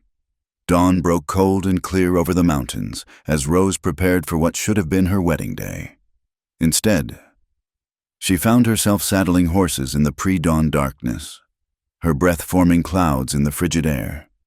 3 days ago, she would have been in Fort Bridger, preparing to become Mrs. Daniel Morris. Now she was fleeing into deeper wilderness, her wedding dress, the borrowed white muslin she still wore, hidden beneath Luke's heavy coat. "Riders coming," Luke said tersely, finishing with his own mount. "Heard them in the valley about an hour ago. Military formation by the sound of it." Rose's hand stilled on the saddle straps. "My father." "Morris, more likely, with a patrol." Luke's face was grim in the growing light. "We need to move, now." They led the horses out quietly, Luke grabbing essential supplies ammunition, dried food, blankets. Everything else would have to be left behind. As they mounted, Rose looked back at the cabin that had been her sanctuary, her place of transformation. Would she ever see it again? "We'll circle back when it's safe," Luke said, reading her thoughts as he so often did. This isn't goodbye, just a strategic retreat. They rode hard through terrain that would have terrified her a week ago, narrow mountain paths, steep switchbacks, passages between rocks that barely admitted a horse. Luke led with the sure knowledge of someone who'd spent years learning every hidden trail, every secret route through his adopted homeland. Behind them, faintly but growing stronger, came the sound of pursuit. Military horses, bred for endurance rather than mountain work, but with determined riders who wouldn't give up easily. "There," Luke pointed to what looked like solid rock face. "Trust me." He dismounted, leading his horse toward what appeared to be certain collision. At the last moment, Rose saw it a narrow cleft hidden by shadow and angle, just wide enough for horse and rider. They squeezed through, emerging into a hidden canyon she wouldn't have believed existed. "Old Ute Trail," Luke explained as they paused to let the horses breathe. "Jeremiah showed me. Most folks don't know it's here." They waited, silent, as the sound of pursuit grew louder, then passed by their hidden entrance. Rose released a breath she hadn't realized she'd been holding. "They'll realize they've lost us soon enough." Luke said, "Circle back. We bought time, not escape." "Where are we going?" "Judge Harper in Milltown. 2 days' ride through the back country. He's fair, doesn't care much for military authority throwing its weight around. Luke's smile was sharp. And his daughter ran off with a traveling preacher against her family's wishes. He's got a soft spot for folks choosing love over arrangement. They rode through the morning, keeping to hidden ways. Rose marveled at this side of Luke the strategic thinker, the man who could read pursuit like weather signs. This wasn't his first time evading authority, she realized. After the war, he said, catching her speculative look. I spent some time avoiding folks who thought I should come back to Connecticut. My father sent bounty hunters at first, thinking he could drag me home. I learned real quick how to disappear. And now you're teaching me. Now we're disappearing together. He reached across the space between horses to squeeze her hand. No regrets. No regrets, she confirmed. Though I do wish I'd changed out of this dress. It's not exactly made for hard riding. We'll get you proper clothes in Milltown. Mrs. Chen keeps a goods store there. Doesn't ask questions about folks needing sudden outfitting. They stopped at midday by a hidden spring, watering the horses and sharing cold biscuits and jerky. Rose found herself studying Luke as he tended the animals, noting the efficient grace of his movements, the constant awareness of their surroundings even in apparent safety. You're not the simple rancher you pretend to be, she observed. He glanced up, that rare smile warming his features. Neither are you the dutiful daughter you pretended to be. Guess we match. They were preparing to remount when Luke suddenly stilled, head cocked, in one smooth motion. He pushed Rose behind a boulder and drew his rifle. Company. But the rider who emerged from the trees wasn't military. An older man, grizzled and weathered, wearing buckskins and leading a pack mule. He raised both hands at the sight of Luke's rifle. Easy there, boy. Just old Jeremiah. Come to see what's got the soldier boys stirred up like hornets. Jeremiah. Luke lowered the rifle, relief clear in his voice. What are you doing here? Might ask you the same. The mountain man's keen eyes found Rose, took in her inappropriate dress, the way Luke positioned himself protectively. Though I can make a fair guess. This the gal that's got Fort Bridger turned upside down. Rose, meet Jeremiah Crenshaw. Jeremiah, this is the woman who chose you over a captain's commission. Heard all about it when I went to trade pelts yesterday. Quite the scandal. Jeremiah grinned, showing gaps between tobacco-stained teeth. Also heard there's a reward posted. $50 for information leading to the young lady's safe return. Rose's heart sank, but Luke just snorted. Since when do you care about reward money? Since never. Just thought you should know what you're up against. Jeremiah dismounted with the creaky care of age. Morris is saying you abducted her, corrupted her mind. Her father's backing the story. Claims you used undue influence on a vulnerable woman. That's ridiculous. Rose burst out, I left of my own free will. I stood up in that chapel and said no. Course you did. Any fool could see that. But hurt pride and property rights make men say stupid things. Jeremiah studied her shrewdly. You sure about this path? Girl, it ain't gonna be easy. Luke, here's a good man. Best I know. But the life he's offering ain't tea parties and silk dresses. Good, Rose said firmly. I've had enough of tea parties to last a lifetime. What I want is the freedom to choose my own path. Work beside someone who sees me as a partner, not property. Build something real instead of maintaining appearances. Jeremiah's grin widened. Well, all right then. Luke, you got yourself a keeper here. He rummaged in his pack, producing a bundle. Speaking of paths, you'll be wanting to avoid Coulter's Pass. Saw military scouts heading that way. Take the old mining trail instead. Longer, but less likely to have company. The Holloway Trail that adds a day. Better late than caught. Jeremiah handed the bundle to Rose. My late wife's trail clothes. About your size. I'd guess. Can't have you riding to your wedding in that fancy getup. Ain't practical. Rose accepted the bundle gratefully.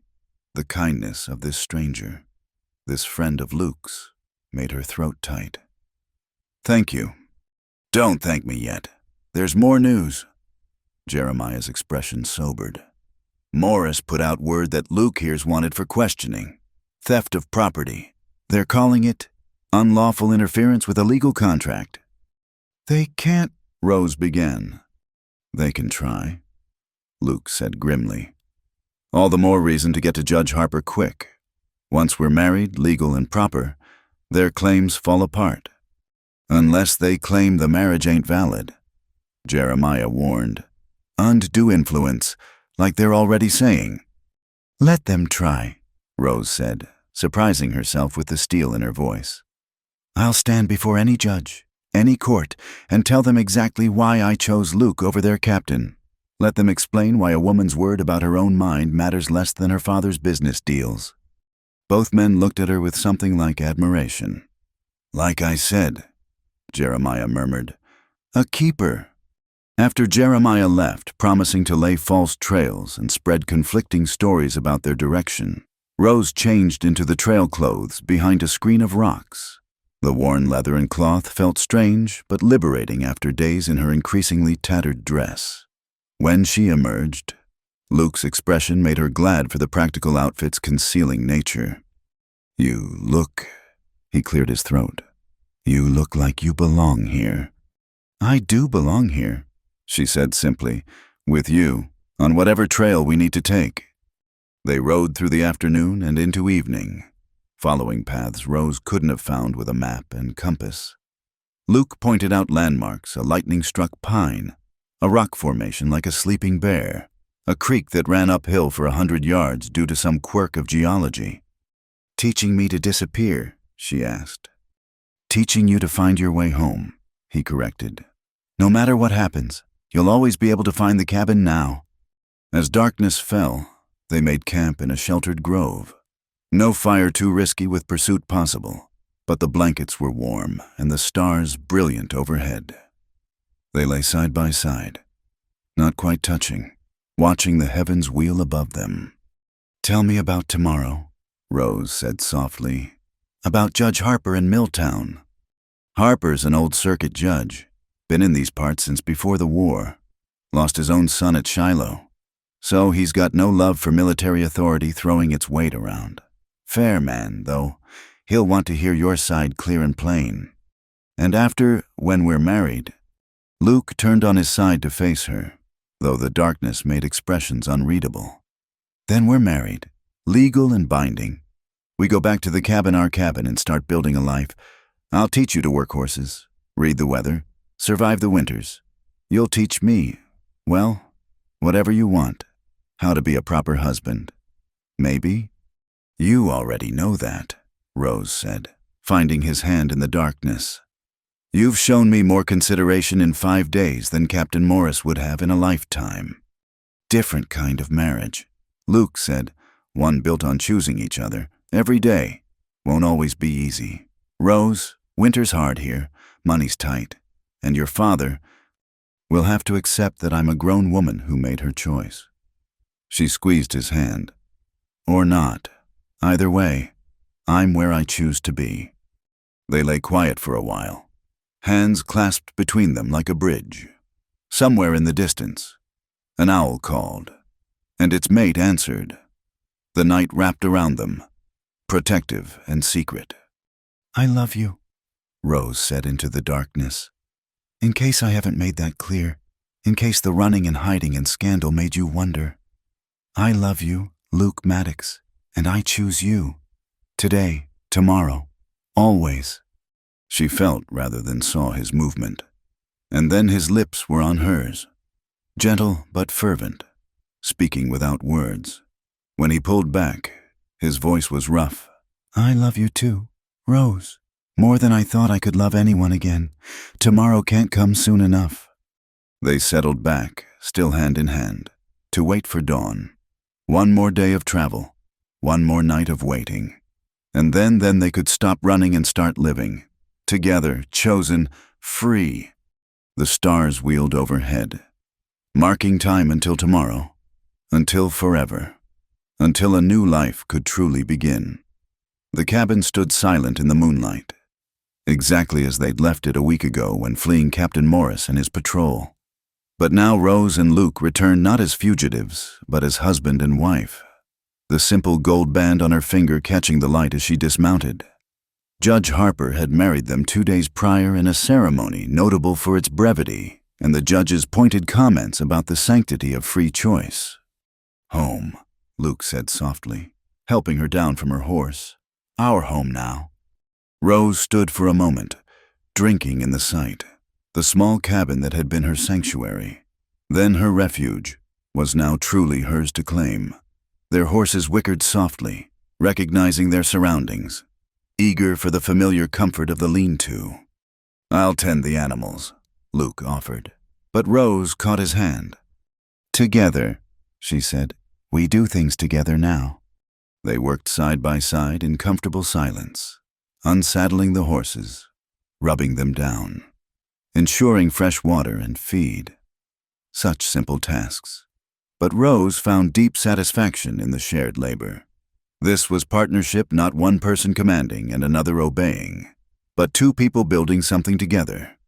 Inside the cabin, everything remained as they'd left it during their hasty departure.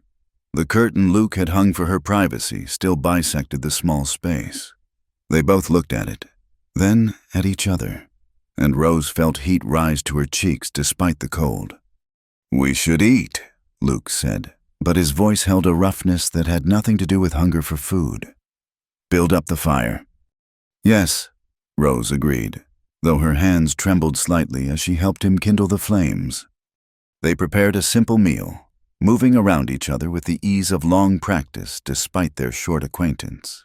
When they sat to eat, Rose found she could barely swallow past the anticipation tightening her throat. This was her wedding night chosen, wanted, but no less nerve-wracking for being desired. "Rose," Luke said gently, setting aside his barely touched plate.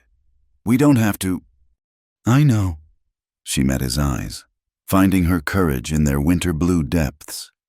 "You've told me, no obligations, no duties.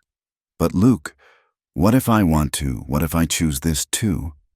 He stood slowly, coming around the small table to kneel beside her chair, taking her hands in his. "Then we take it slow. We learn together, no rushing, no expectations except what feels right to both of us." She touched his face, marveling at the freedom to do so. "I've spent so long being afraid of this night.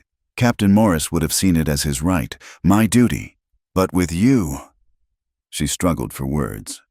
"With you, it feels like another choice I get to make, another freedom."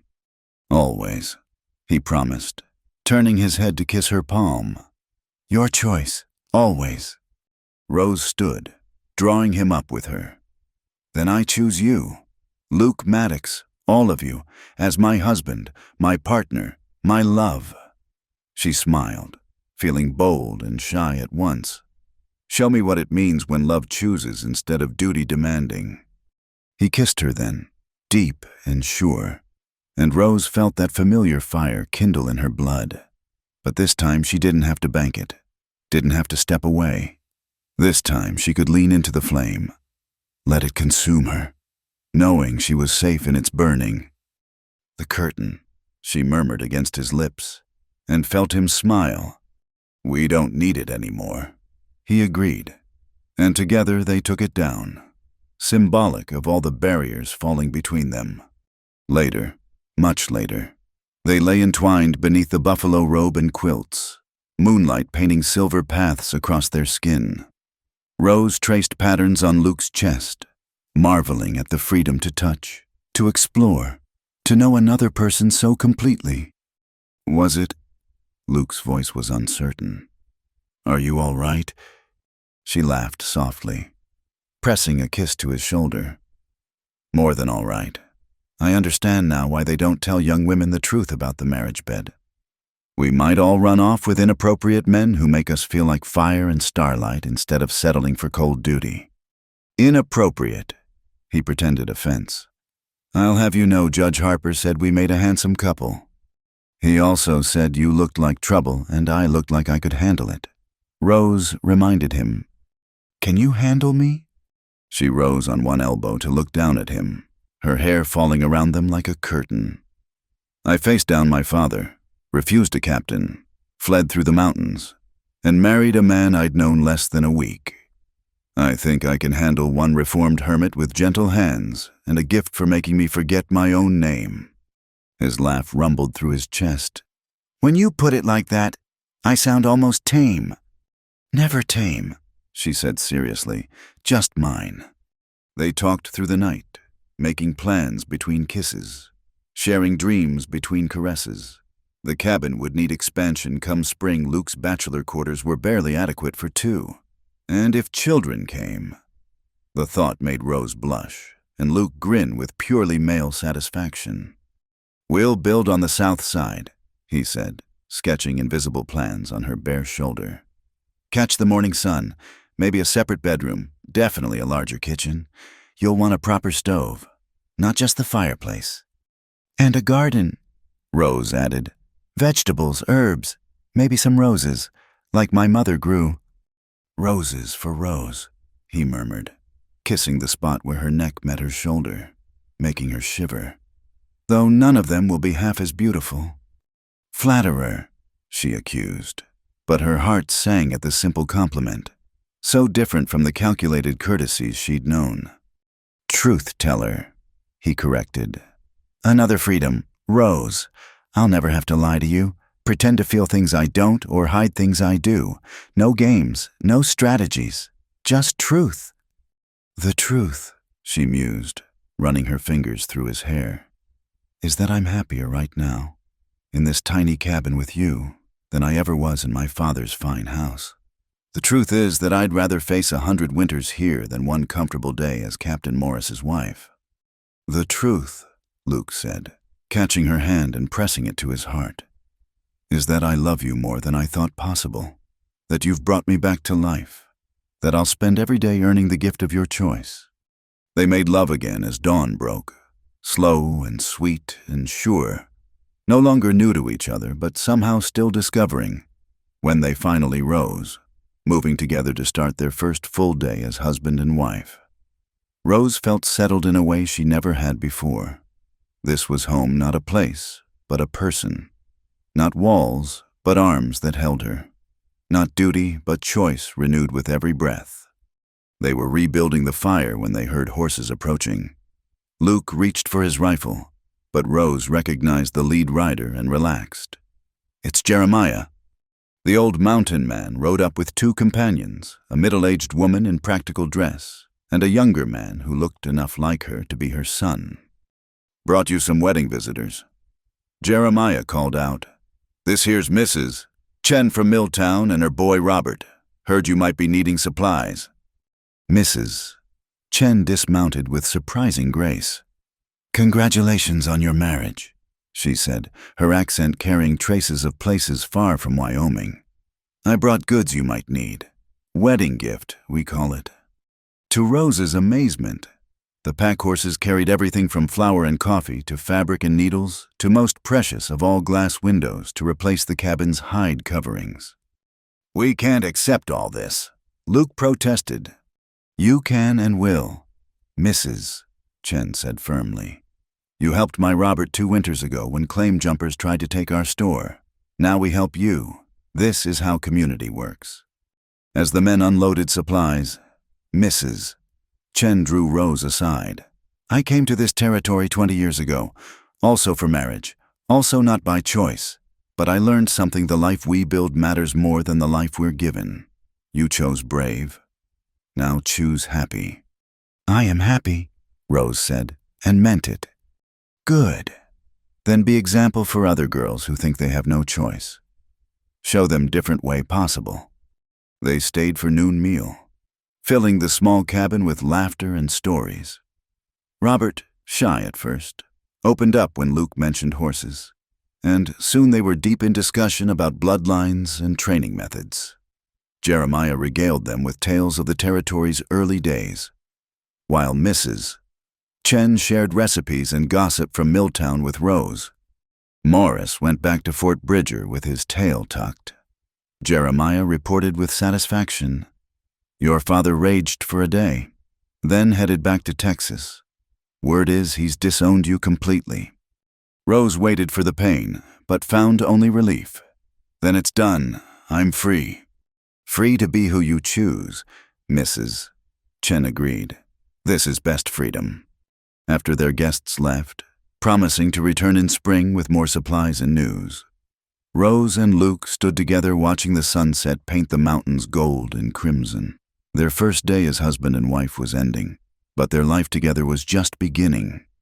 No regrets, Luke asked, wrapping his arms around her from behind. Rose leaned back against his chest, feeling his heartbeat strong and steady against her spine. Only one, she said, and felt him tense. I regret it took a blizzard and a near-death experience to bring me to you. Think of all the time we'd wasted. He laughed, spinning her to face him.